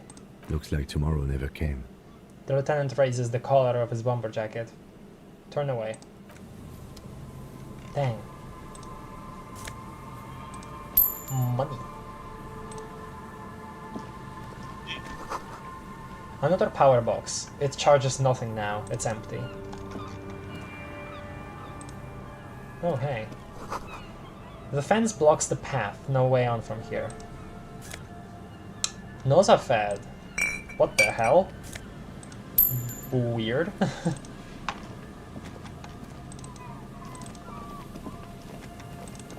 There's somebody there towards the left. Bars cover these long, dusty windows. Huh. What the hell? An entrance on the frickin'... Oh. The remaining windows rattle from a strong gust of wind. They're covered in a thick layer of grime. They must have been like this for 40 years. Try to see inside. Dripping water falls from a high place. All you can see is the shadow of a collapsing staircase. Lieutenant, can you make out what's inside? Point at the windows. No. I won't even try. You know... Oh, what? The windows rattle in the frames. I won't even try, you know. He takes his glasses off. I had a partner once. They called him Eyes, because he had to show me things. It's that bad. What? What? This partner of his, Eyes, things didn't end well. It saddens him to say his name. Don't even ask. He wouldn't answer. Maybe some other small talk. Oh, he's talking about his actual eyesight. Sorry, I didn't quite realize that's what this was about. Can you still shoot though? Just nod.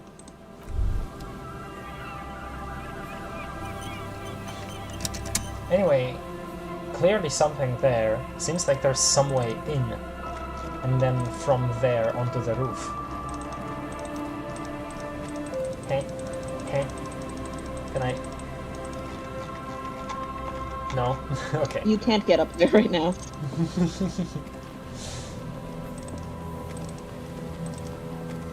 So this is the market. Buzz, hum. The electricity flows through the wires with audible power.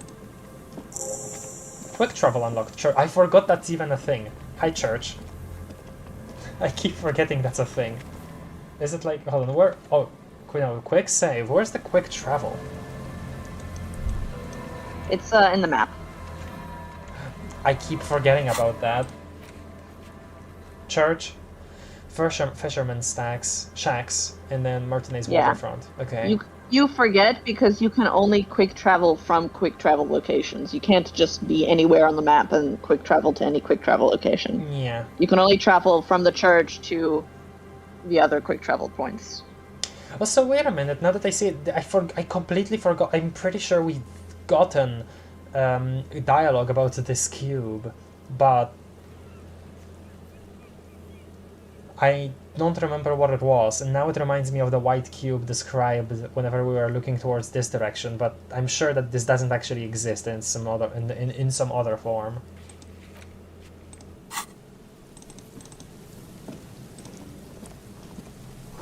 Someone must have worked hard to smash the plastic dome. Okay, it's a telephone booth. A metal payphone under a yellow plastic dome. You could use it to call someone, unless you're out of change. Pick up the handset. You hear the tone. The machine is inoperable. Put 10 cents in and dial a random number. Sure. Calling. Still calling. This feels wrong. Should you be doing this? End of tone. Someone picks up. Uh-oh. A little too late for that. Pierre? Is that you, Pierre? Oh no. Oh no. Oh. Oh no. Oh no. Yes, it's me, Pierre. I might be. What's Pierre like? No, this is not. Let's just not play around here. This person definitely seems like not in the right mind for jokes. Do you have any news about Pierre? Who is Pierre? No, I have nothing. Yes, Pierre is dead. Why can't you just say that? Who is Pierre? He's my sister's grandson. He used to visit me as a lad. Fine young man. But who are you then? A salesman of some sort? Modern goods are rubbish, and I can't afford them anyhow. It's a shame what you did to our country. The woman moans and the phone lines howl in unison with her. I'm not a salesman, I was just calling a random number and you somehow ran with it. Yes, I'm a salesman, what exactly did we do to your economy? I don't know who I am, but who are you? I wanna see do 3. No, I'm a police officer. God, that would probably scare her. 3. It was a baroness. And she's just describing it, okay. Pause. There is silence on the other end. You won't get me, and you won't get my money. Sure. Okay. Phone hanging up. Disconnect tone. What a thing you can do. That's okay. Is this the same one? No, this is a different. This is a different number. Yeah. Yeah. Just keep calling. Okay. There's some fun stuff here. All right. I was already planning to. Light bending man has given us the funds to do so.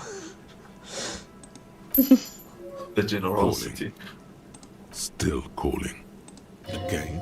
Seriously? Yes. Someone with a masculine voice picks up. Hello, Gerard speaking. Hello, Gerard. Technically speaking, you're electricity. Okay, conceptualization, sure. Is electricity there? I need to speak with electricity, please. That's such a... Harry, how do you misinterpret your own thoughts like that? Gerard, what a douche name. Change it, change your name. Sorry, wrong number. Sing the wrong number song. Oh, this is the Very, wrong very number, sorry it's the that wrong we number got song. We're very, very sorry that we got it wrong. Oh, it's the wrong number, it's the wrong number song. We're very, very sorry that we got it wrong. I would sing the extended version You are from the... so quiet right now. Am Yeah, I? you're like muffled when you were singing. When you were singing, it was like a faint whisper on the wind. I could barely hear you. I think it's because I was so, like, my words were so, like, inexact, right? Like that, like I was mumbling, basically, that Discord was thinking that it was interference, maybe. I don't know. Damn, I love you, Harry. I really want to say electricity. No, but I got a feeling Al Kick Your Ass is gonna make an appearance if you ever call this number again. Have a good one, asshole. Jesus, okay. Phone hanging Can't handle a joke. Disconnect tone. Alright then, yet another one, let's go. Calling. Calling. Calling. Still calling. Still calling. Stop calling me, man. Someone picks up. The voice on the other end is slightly hysterical. Okay. Stop calling me, man. I'll get you your money, alright? I just need till tonight. Let me work.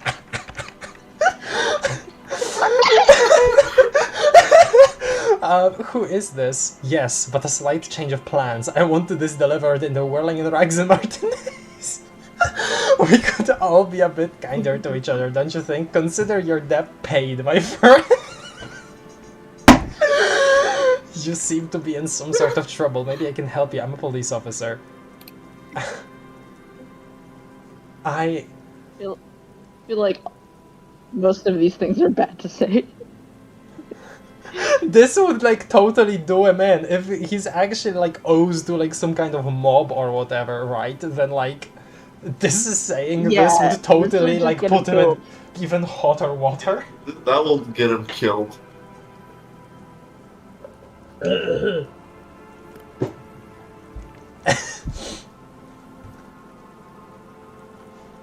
I want this. Yeah, like maybe 4. The phone gets hanged up. All you hear is a little yeah, shuffle well, of what did you nylon think would as the happen? hand moves That's on true. the other That's end. true. You know, You owe money to the mob. The last person you want to talk to is the police. I forgot. Disconnect tone. A single lets you know the lieutenant is ready to move now. Nope, let's keep gambling. Actually, okay, I kind of want to just redo all of that just to ask him who he is, but okay, fine. Calling. I'm tired. I assume he will disconnect. A man answers fast this time. His voice is hoarse from cigarettes. You hear typing in the background.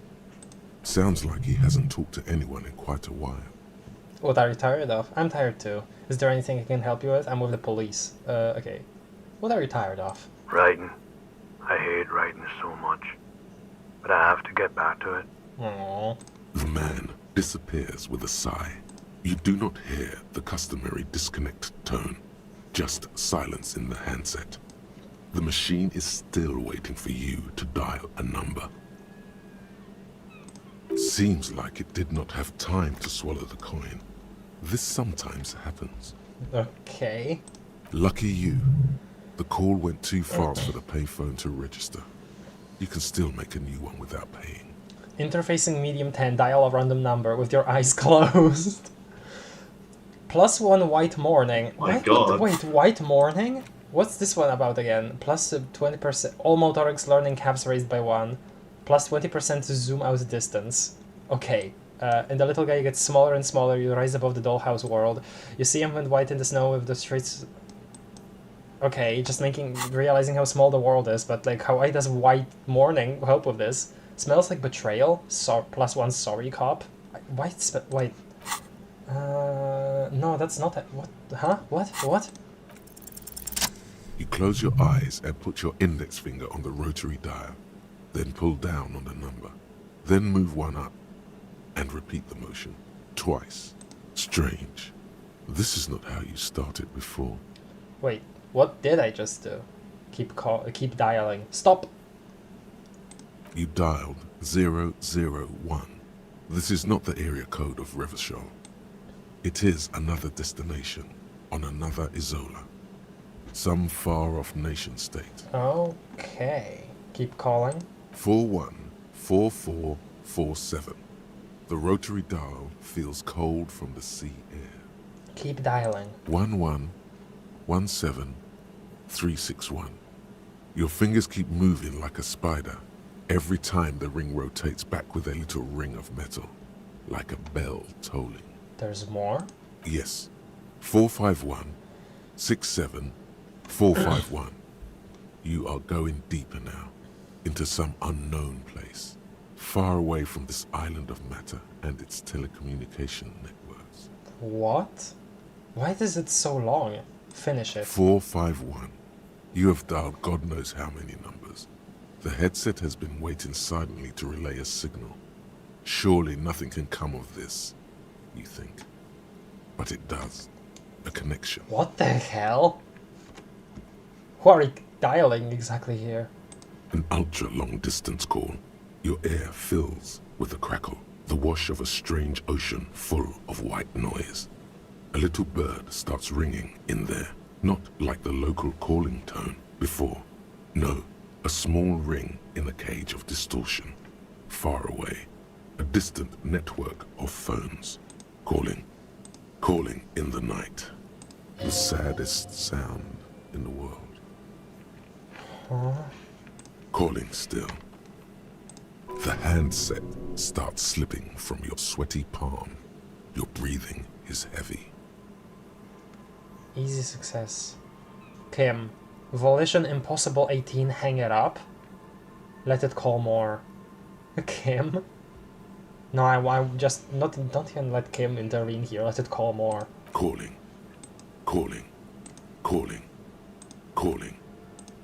still. Then the ocean breaks.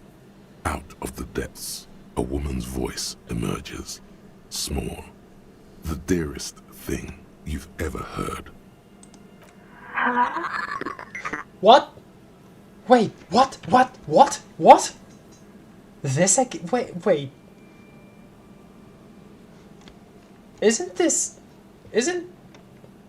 Hold on a second. Hello? Who is this? I'm a revolutionary servant of humanity. I will free mankind and abolish the classes. I will raise the dead. Proceed. What? Your voice is so beautiful. Goodbye.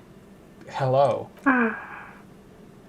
She hums her voice warm from sleep. The sound of this voice is so similar to the weird ghostly voice that was like on the frickin' I forget the name in English. But the phone thing in the building, where the ghosts were supposedly. She hums her voice warm from sleep. Who is this? Who is this? Dora. Who is this? The connection is bad. She's still confused. Dora. The name feels like a gift. A gift that was meant for you. To make it possible to live. What the hell? And fight. In the distorted distance, you hear someone turning next to her. Bed springs rattle. Don't react. Whatever you do, don't react to that last thing. Okay, don't react. Okay, the volition. It doesn't matter if you react or not.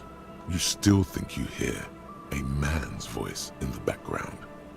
It's covered in pain and white noise. Your voice is so beautiful? No. you, isn't it? That's you. Who? I don't know if I want to say the second thing, but...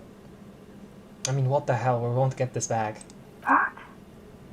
Takes a second for her to realize what you said. I don't know why I said that. Your voice makes me want to turn into dust. I want to live with you. No, I don't know why I said that. Oh no. Is that you?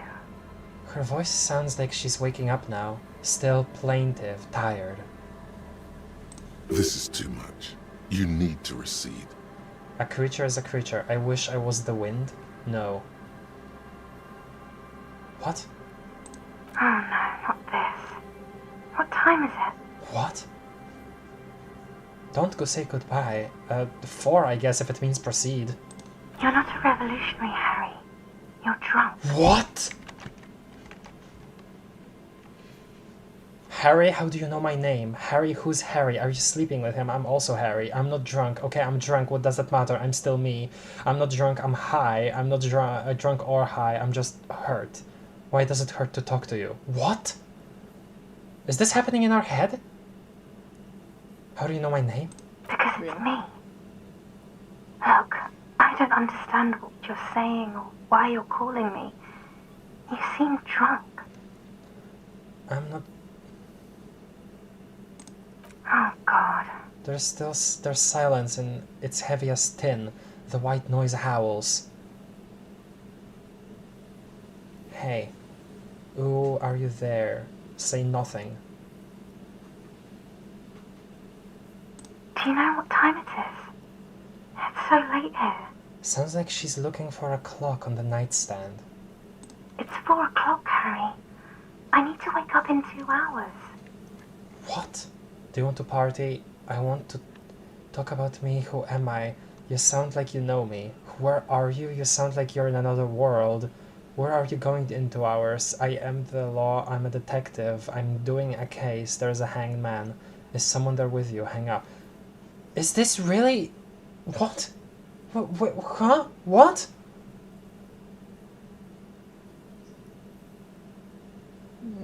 You sound like you know me? What do you want to talk about? Frick. That we haven't talked about already? This is bad.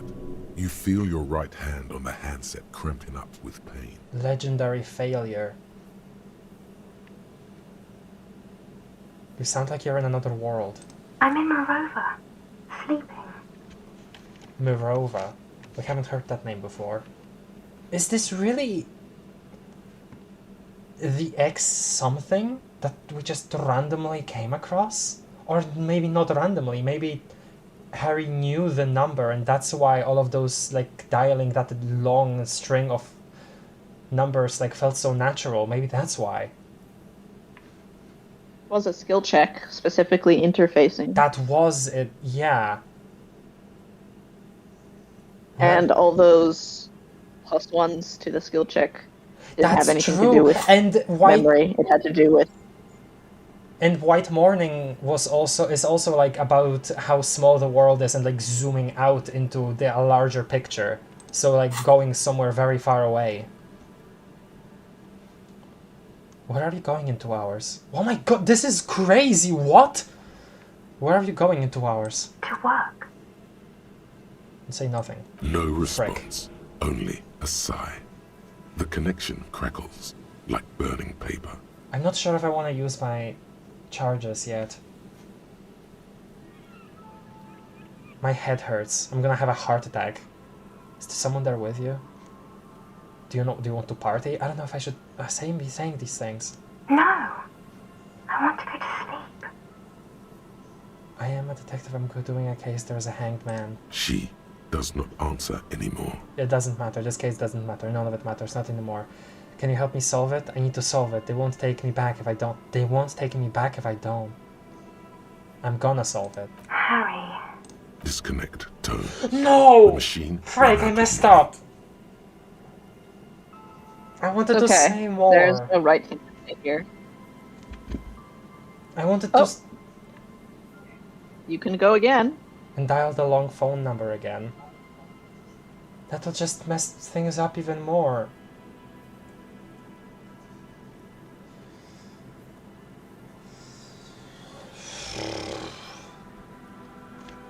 Okay. You dial the number again.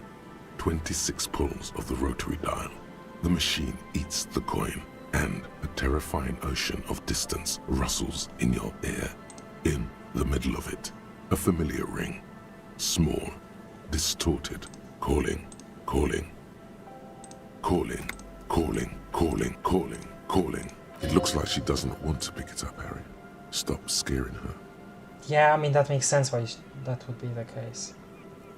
Why? Come on, you know why. Hang up.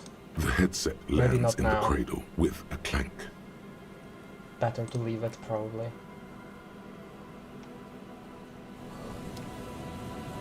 How do I even react If to you any had- of that? If you had tried to hang up in the middle of the actual phone conversation, it would not have let you. Dang. Dang. Harry would not have been able to hang up. Holy Yeah. hell.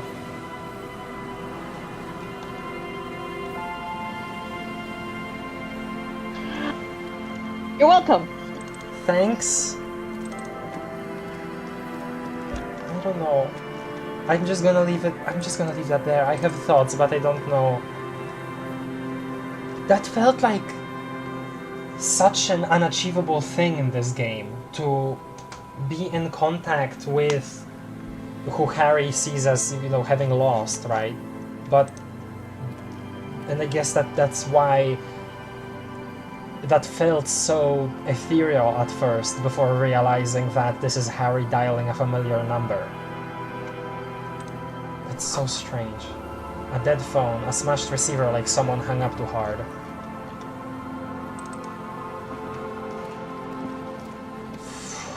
There's more to crap. explore up there on the fish market. Yeah, I know, but We didn't explore the whole thing. Yes, but we also haven't explored on this side of the place. I mean, I would just pick, like, well, you've been here. And then this is the church.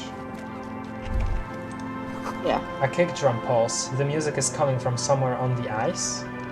What? Okay, let's go to the fish market first.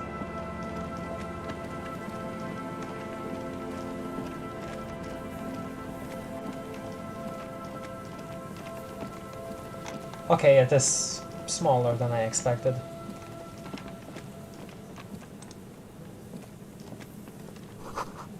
A coin-operated weighing machine. Hasn't been used for a decade. Coin-operated. Vagrants have recently painted the tarp red. Water drips from it. Vagrants? What's a vagrant? I forgot what that means. Vagrant is like an intruder, basically. Okay. And that reminds me of stuff being painted red in the thing. You know. The thing. The harbor, yeah. Sorry. Lost it for a second there. Mega Beano's perception lenses. -1 perception, +2 encyclopedia. +2 encyclopedia. Discover your inner Beano. What's a Beano? -1 perception. Nausea-inducing hell glasses. Those whose idiotic idea were square and beige plastic frames anyway. Beige is a color that does not look good on anyone. Not to mention that seeing the world through these exceedingly thick lenses feels almost nauseating. What's a Beano? What is that? Ethan, I'm not sure that I agree that necessarily had to be an imaginary conversation. Someone has left an unidentifiable article of That clothing was an on this imaginary railing. conversation. I don't think it smells was. really bad. I mean, if it was a familiar number. If it was an idealized if it was an idealized interaction or an imaginary interaction, I think there would have been more. It felt very unfulfilling, which is Yes. kind of the point. It felt very realistic This is in a that person way. that Harry has not talked to. Yes, This is a exactly. person that Harry has not talked to in a while. This is a person who does not want to talk to him. Right. She was not rude, but she Right. was also not, like, she was also not especially, like, loving. She was just like, oh, why are you calling me? What's going on? Right. She didn't even hang up. She was just like, Harry, come on. Yeah. Okay, after this, let's look at the chat again. Because I forgot to do that after the phone call. But I think I know what the hell this is. Someone has left an unidentifiable article of clothing on the railing. It smells really bad. Touch it. Take a closer look. It's streaked with dried seagull shit and tangled with pieces of seaweed. A dangling arm suggests that there might be a jacket beneath the crust of filth. Please tell me you're not taking that with you. Why not? It might be a clue. I think this is the jacket that the idiot Doom Spiral guy wanted me to find. I'm sure he'll be thrilled to have it returned. The lieutenant looks at this stinking rag and sniffs. Filthy jacket. Use interact button in inventory to inspect the item. Oh shoot, so we can't even wear it. This filthy rag has been at the mercy of the elements for quite some time. It's streaked with seagull crap and abnormally stiff from God knows what natural processes. Processes? Yeah. You can't even tell what brand it is. Wow, it's just here in the open and nobody had took it because of how disgusting it is. Okay, before we interact with this finally found item, let me look at the chat.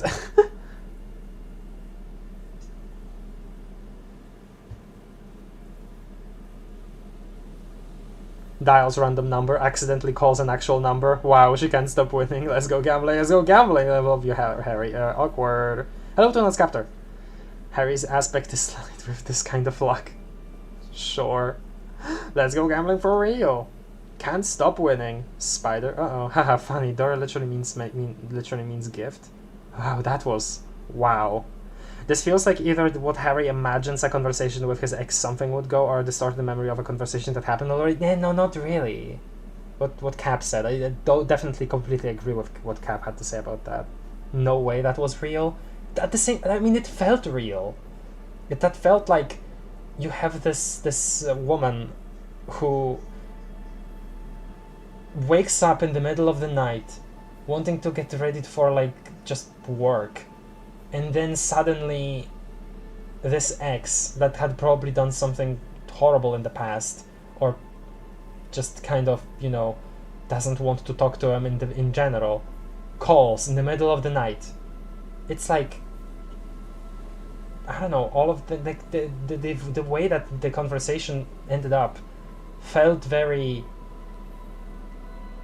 apt for that direction, Things don't have to be real to be important. I'm not saying that. Gotta go, have to wake up early tomorrow. Bye-bye. Bye-bye, Jakul. Probably will be pretty soon when we end as well. Got to go for a bit? Alright, Betty. Okay, filthy jacket, interact. As you hold it in your hands, it makes an uncomfortable crunching sound. Man, how did this jacket get so disgusting?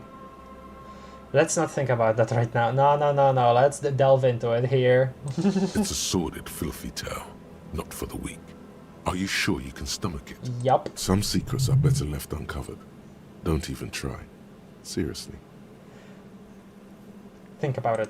It occurs to you that you're not even holding the jacket itself, but rather the thick crust of jetsam and seagull shit that ensconces it. Ah, wonderful.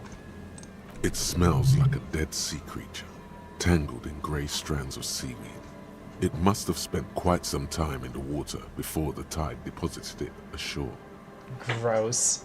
Okay, but what is the crust made of? Somehow, it was carried or dragged to the boardwalk.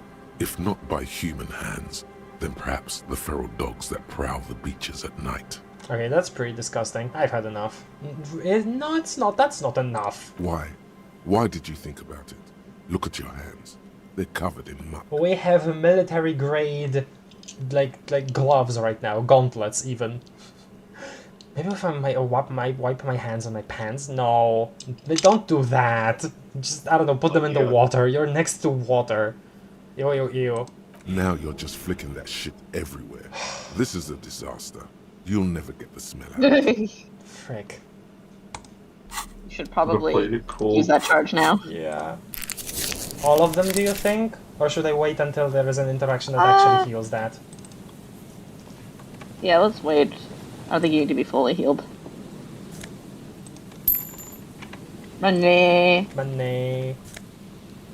Postcard Coron 33.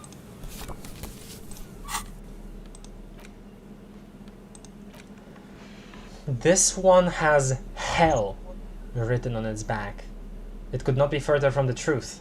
It's the boom years, and Coron, the nicest district in Revachol West, is enjoying a sun-drenched day. Tall and handsome buildings rise from the riverside, steel, iron, and yellow limestone, with cloud shadows sliding on the facades.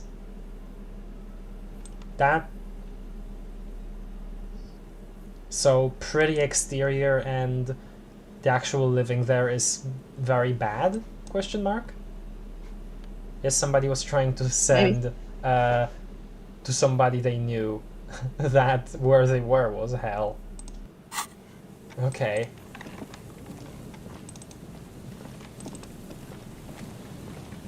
More money. I see it. Make back all that you spent on the payphone, yeah. On the phones. It's a big wine canister. It's open and empty. The smell. You're slightly more it's richer. Awful and familiar. Hold on, that is awful. Cover your nose. What is it? Don't you recognize it? That hideous pungency, that faintly cloying sweetness. Only death smells like that. Something cold wakes in the pit of your stomach. Fear. Kim, what's that smell? Heads up, Lieutenant, something's not right here. Fear? Kim, what's that smell? The lieutenant has already brought a handkerchief to his nose. Uh-oh. Eyes up, detective. Something's not right here. Uh-oh, he said it for me. Uh-oh. Eyes up? Moonshine, probably. Smells like tasty fermentation. Well, that's not that bad. I thought we were gonna get, like, I don't know, something that fell on our heads. To fall on our heads. Careful there. These floorboards look rotten and weak.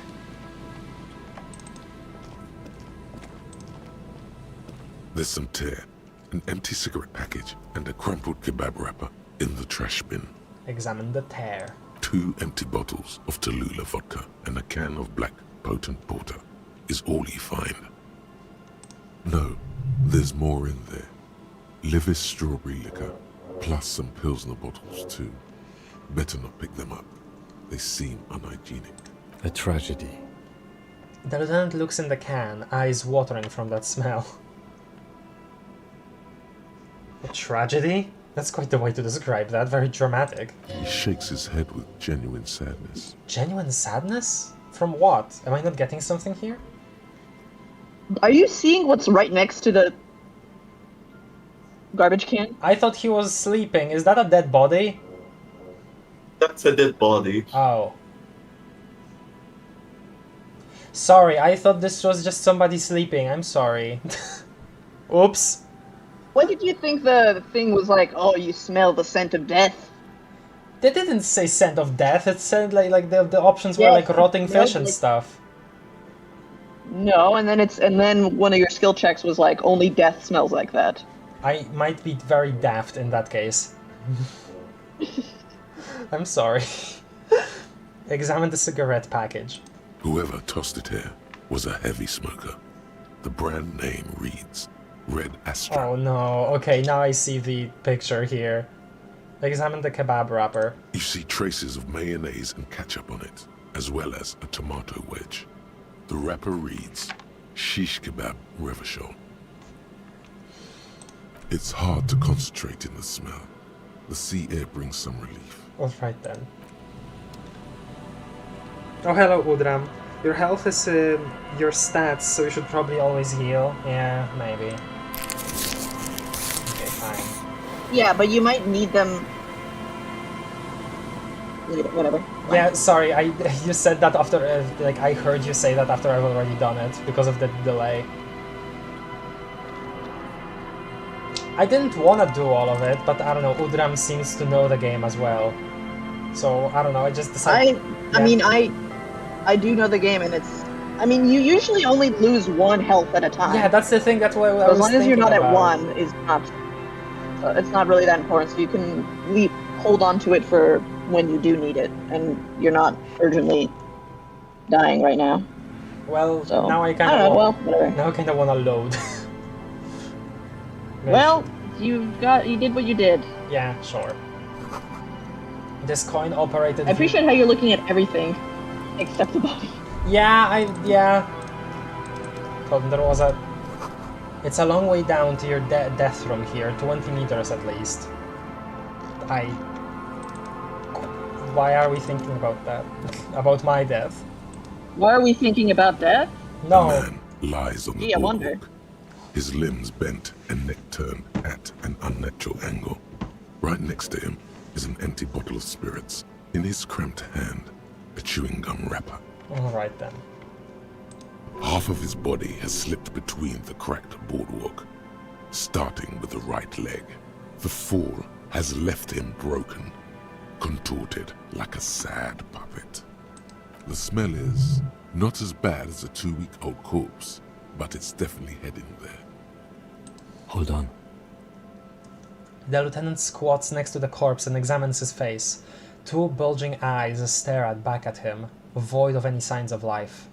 Lividity is faintly pronounced. Whoever this is has been dead for 2 days. No longer. We need to investigate. Right then, he stands up and shivers as a gust of wind blows through his bomber jacket. Another dead body. This is your job. Steel yourself. Yeah, I guess. Calm now. Carefully. Just another day. Just another dead body. Breathe. Study the man's clothes. He's wearing mud-caked boots, beige trousers, and an old brown leather jacket with a bright blue lining. There are traces of kebab sauce on his chest. The leather jacket suits him well. It must be custom-made. A cool leather jacket with a bolt of blue? Oh no. This sounds terribly familiar. Does it? I might have forgotten. Search his pockets. Do you remember when you were talking to... sunflower seeds and a rain-soaked library card folded into 2. His jacket feels sodden and heavy under your hand. Please continue, sorry. Do you remember... I don't know, I don't remember if it was last time or the time before that you were talking to the working class woman? Oh no! Remember how she said she made her husband a handmade jacket? And it was very cool, and it had blue lining. Now I remember that you say that. Blue lining, that was something that I also paid attention to. Oh, no. Remember how she said he went out to return her library books for her? And then didn't return. And that he'd be back straight away. Oh, no. Dang it, I probably should have thought of that myself sooner. Well, we found him. I didn't think that it would end in him being dead. And 2 days old. So,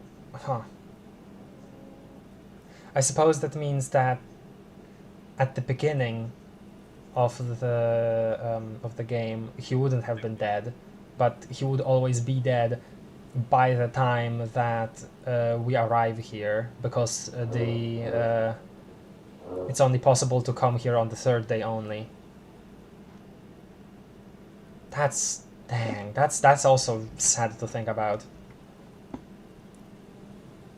You find some sunflower seeds and a rain-soaked library card folded into 2. His jacket feels sodden and heavy under your hand. Good. We should take a look at that library card after this is done. Study the man himself. The man has fallen through a crack in the boardwalk and hit his head against the metal bench. Coagulated blood covers his black hair. One of his feet is still dangling through the hole. Examine his face. His expression is dull, like the sea behind him. Drops of water shining on his moustache. His eyes, empty and wide, look frightening in their frozen gaze. Height, 170 to 175 centimeters. Curly hair, stout build. Age, approximately 50 to 60 years. He was confused when he died. Confused and alone, most likely. Overcome with the awful surprise of it all. What exactly killed him, though? He was overdose? Just about to head home. The first step back home proved to be his last. Study the surroundings? There's some dried blood on the metal bench, right where the corpse's head rests. The floorboards are rotten and slippery wet around the hole. An empty bottle lies nearby. A chewing gum wrapper is clutched in his fist. Did he, like, slip, hit his head, and that was it? Is that what happened? Examine the man's head. Seems like it. A dried chunk of blood covers the hair at the back of his head. An open wound. It's sticky and cold to your touch. Oh no. This is where he came out of himself, drop by drop, when he was unconscious. It took 3, maybe 4 minutes. I don't see any other major wounds, do you? It's hard to say. Seems like the head wound was fatal. It's exactly the shape of the bench. Yeah. Step on the floorboards. Maybe we'll fall as well. Probably not. They screech under your feet ominously. It's hard to say whether the dead man's weight was the cause of the boardwalk to break. It definitely looks fragile. You see waves churning below. Something cracks beneath your feet. Examine the bottle. A .75 liter Tallulah vodka with its cap missing. There's hardly anything left inside. Tear all around us. He looks at 2 other bottles forgotten near the coin-operated viewer. Examine the chewing gum wrapper. Rubowski spearmint chewing gum. Green leaves on the cover. The man's mouth is half agape from the terror of the fall. Look in. The blackness of death. Stench. You think you see white chewing gum too. Confirmed. Nearly the whole pack is there. Solidified on his lower rear teeth. He ate the whole pack, right? It's to cover the smell of alcohol. I was before gonna going home. think that. The worst thing is, I've seen it before. Almost the same scenario. Even the chewing gum. It's always the same. Oh no. The lieutenant shudders from the cold. Step back. The entire boardwalk creaks in the wind as you take a step back. Who is this man? Looks like one of the locals. He'd have to know this spot to come here. You don't just walk over here. He looks south, the way you came. But that's just a lazy assumption. What do you think? A dead working-class man with a bottle in his hand? Don't deceive yourself. You know who this is. Yeah, the game would have given me the answer here. I'm assuming you were just kind of a little frustrated and pointed it out to me. No, it's just like, you were like, I wasn't frustrated, but you were like out loud saying like, what could this say? I was like, you're like, oh, is this referring to something from before? And I'm like, don't you remember? Yeah, sorry, I think in this... I get it. It's just in this kind of situation, I would rather just kind of wallow in my own ignorance until the game gives me, like, the answer, you know? That's what I prefer, personally. But still, it's not that big of a deal, because it really is, like, yeah, I probably should have realized. So I get it. Don't you remember? We know who this is. It's the working class woman's missing husband, dead on the boardwalk. The woman you met at the book stand? Why do you think it's her husband? He looks at the bundle of flesh and rags lying on the ground. The leather jacket, point at the man's clothes. It matches her description perfectly. Bottles all around him, point to the tear. She says he was drinking somewhere in Martinez. The library card, he was supposed to return a book. I think the leather jacket is the biggest thing here. The bright blue lining? Well, he's definitely someone's husband. Another skill point. He nods, then points to the ring of the man's left hand. What do you think happened here? Death by misadventure. He slipped and fell through the boardwalk. A truly unfortunate accident. If it wouldn't have been for that bench, he'd be alive. Could it be related to the lynching? Do you think he was drunk? Point at the bottle. What about the kebab? Someone should be held responsible for this broken boardwalk. It's dangerous. Could it be related to the lynching? No, I don't see anything that points in that Yeah, direction. me neither. Just wanted to For use now, let's treat this case as a simple, albeit sad, accident, unrelated to the murder case. Yeah, I was gonna say that this doesn't seem like to me, but I wanted to use the dialogue option. Do you think he was drunk? Point at the bottle. Oh, yes. Oh, yes. The lieutenant nods. What about alcohol poisoning and liver failure? Some symptoms of acute alcohol poisoning could have definitely played a role here. Severe confusion, respiratory depression, unpredictable behavior. But I think that death arrived through head trauma, not liver failure. It definitely seems that way. What about the kebab? What about it? The deceased ate some kebab. It's probably from a nearby place, maybe in the box. Nice. He shrugs. Someone should be held responsible for this broken boardwalk. It's dangerous. They'll seal this place off after the news reaches the coalition officials. I doubt that they have enough resources to actually repair the boardwalk. So it'll just there'll just be a tape to not go over.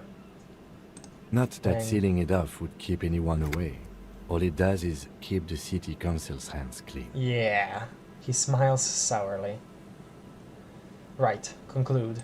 It does seem to be a pretty straightforward misadventure, although there's still a question of identifying the body. What should we do with them? From where I stand, I can see two options.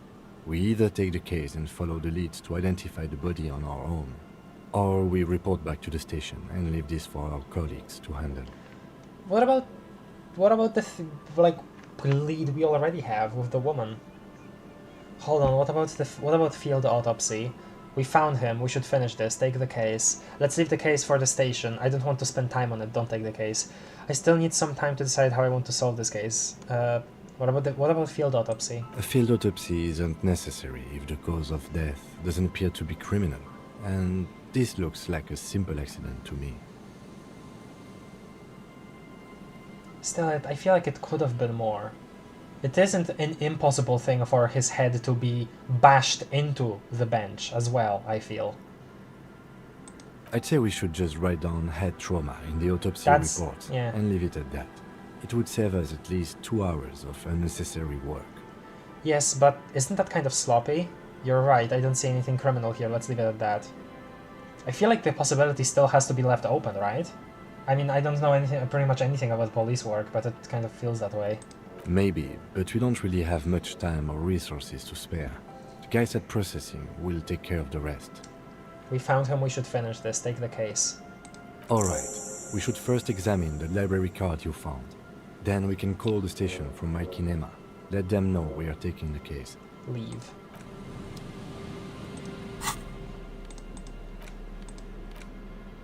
Jamrock Public Library. A library card found from a pocket of the dead man on the Martinez boardwalk. It's still slightly damp to the touch. The cover bears the stamp of Jamrock Public Library. Interact. The library card is folded into two and still slightly wet to the touch. The front side reads, Central Jamrock Public Library Card, issued to Billy Mejean, expires July 53. Look inside. Whoever owns this card is an avid reader. You find a list of books written in blue pencil. Radio thriller. Stand a little less between me and the sun. The last one in the list is The Glinton Curve by M. Theobald. A library stamp indicates that the book has been returned. Most of these titles seem to be in the sci-fi genre. Some thrillers too. Look at the back side. If lost, please return the card to the library. Dial 005 02 55211 or visit us at Moreau Street, 78, Jamrock. Business hours 900 to 1800. And so we know a number. Good. We should give them a call from my kinema. See if we can learn anything about Billy Méjean. I was thinking of using the payphone, but I guess, yeah, using the kinema is much more... much better. Put it away. Dang, okay.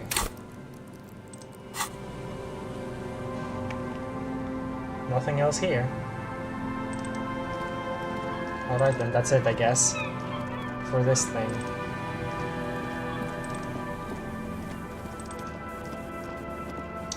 Again, this is the sort of thing that I would have expected to be a little more elaborate than a simple accident.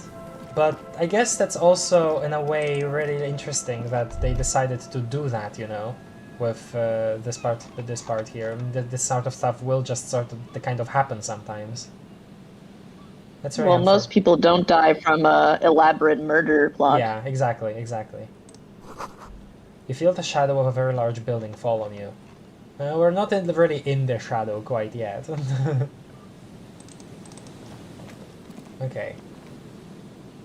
We can look around here for a little while longer, and then we'll have to end the stream for today. The sign reads Saint Brune 1147.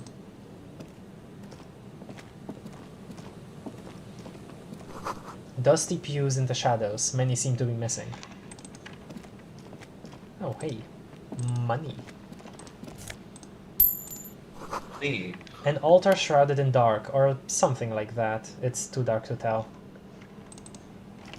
Guess we can go in, but maybe let's not commit ourselves to that when it's so late. Full of holes. Could the posts hide treasure? Look inside. Oh, all of these can be interacted with. Alright then. Alcohol potent pilsner. Minus... No, okay, I thought both of those were negative. Never mind then.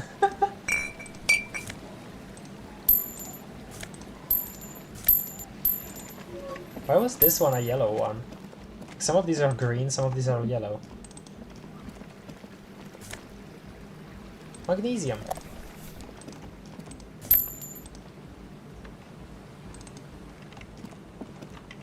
We have somebody there. There was also definitely places to explore. Hello? Before you, a drawbridge. It can only be lowered from the other side. Oh yeah, over there. A school of fish huddle around the fence post, but then scatter into the dark. I'm assuming we can't... Or can we? Oh, we can walk over here. Okay, I didn't realize. Just go around, yeah. Hello. It must have taken a lot of patience to do this. Yeah, the rocks on the pole. Nice. I appreciate that. Painted with pastels, someone is trying to bring cheer into the world. Yellow moss on these stones. They're probably stolen from someone's garden. Before I talk, let me see what's around. A tarp. Hello. The tent is just tarpaulin fabric covering a pile of stuff. The flap is open. Inside, 3 young men are listening to some new form of music. It's like nothing you've ever heard. One of them looks at you. Hello? Come on! Get in and close the flap behind you. The warm stuff's getting out. Squeeze in. No way, leave. Is this gonna be long? Well, if you decide to have a full conversation with them, then yeah. But can I have the conversation later? Yeah. Okay, then can I leave and then go in at a different point? Yes, you can go in later. Okay.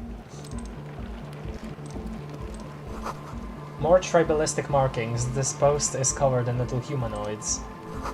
A pole screwed into the ice keeps the tent erect. What are these dead animals? Trash from some unending party. Is it really just trash? Oh, never mind. Those are. It looks like trash. I see a fish, maybe. Yeah, there are a couple fish. One of them is wiggling. But I thought these bags were birds. Actually, that's what they looked like to me.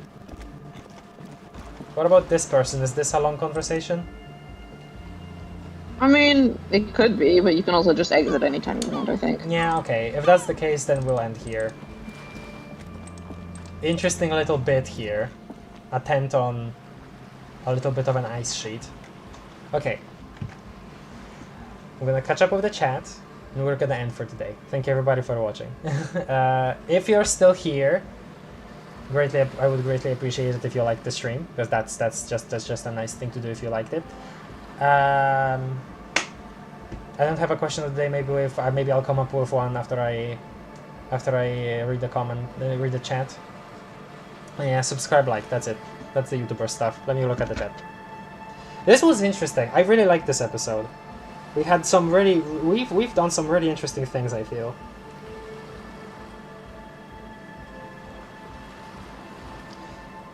There really isn't a case where you want to heal immediately when you have more than 2 volition or an endurance. Yeah, okay. That's one missing person mystery solved by... Okay. That's it then. I thought there was a little more, but I guess I was seeing it a little wrong. Okay. Question of the day... Nothing! We just need to end soon. Sorry. Okay, yeah. Bad at ending things. I can't think of a specific thing to say, so I'm just gonna say have a nice day, have a nice rest of Sunday maybe, if you still have a little bit of it left. It's after midnight here, so I guess it's Monday already. So yeah, goodbye everybody, bye-bye. Bye.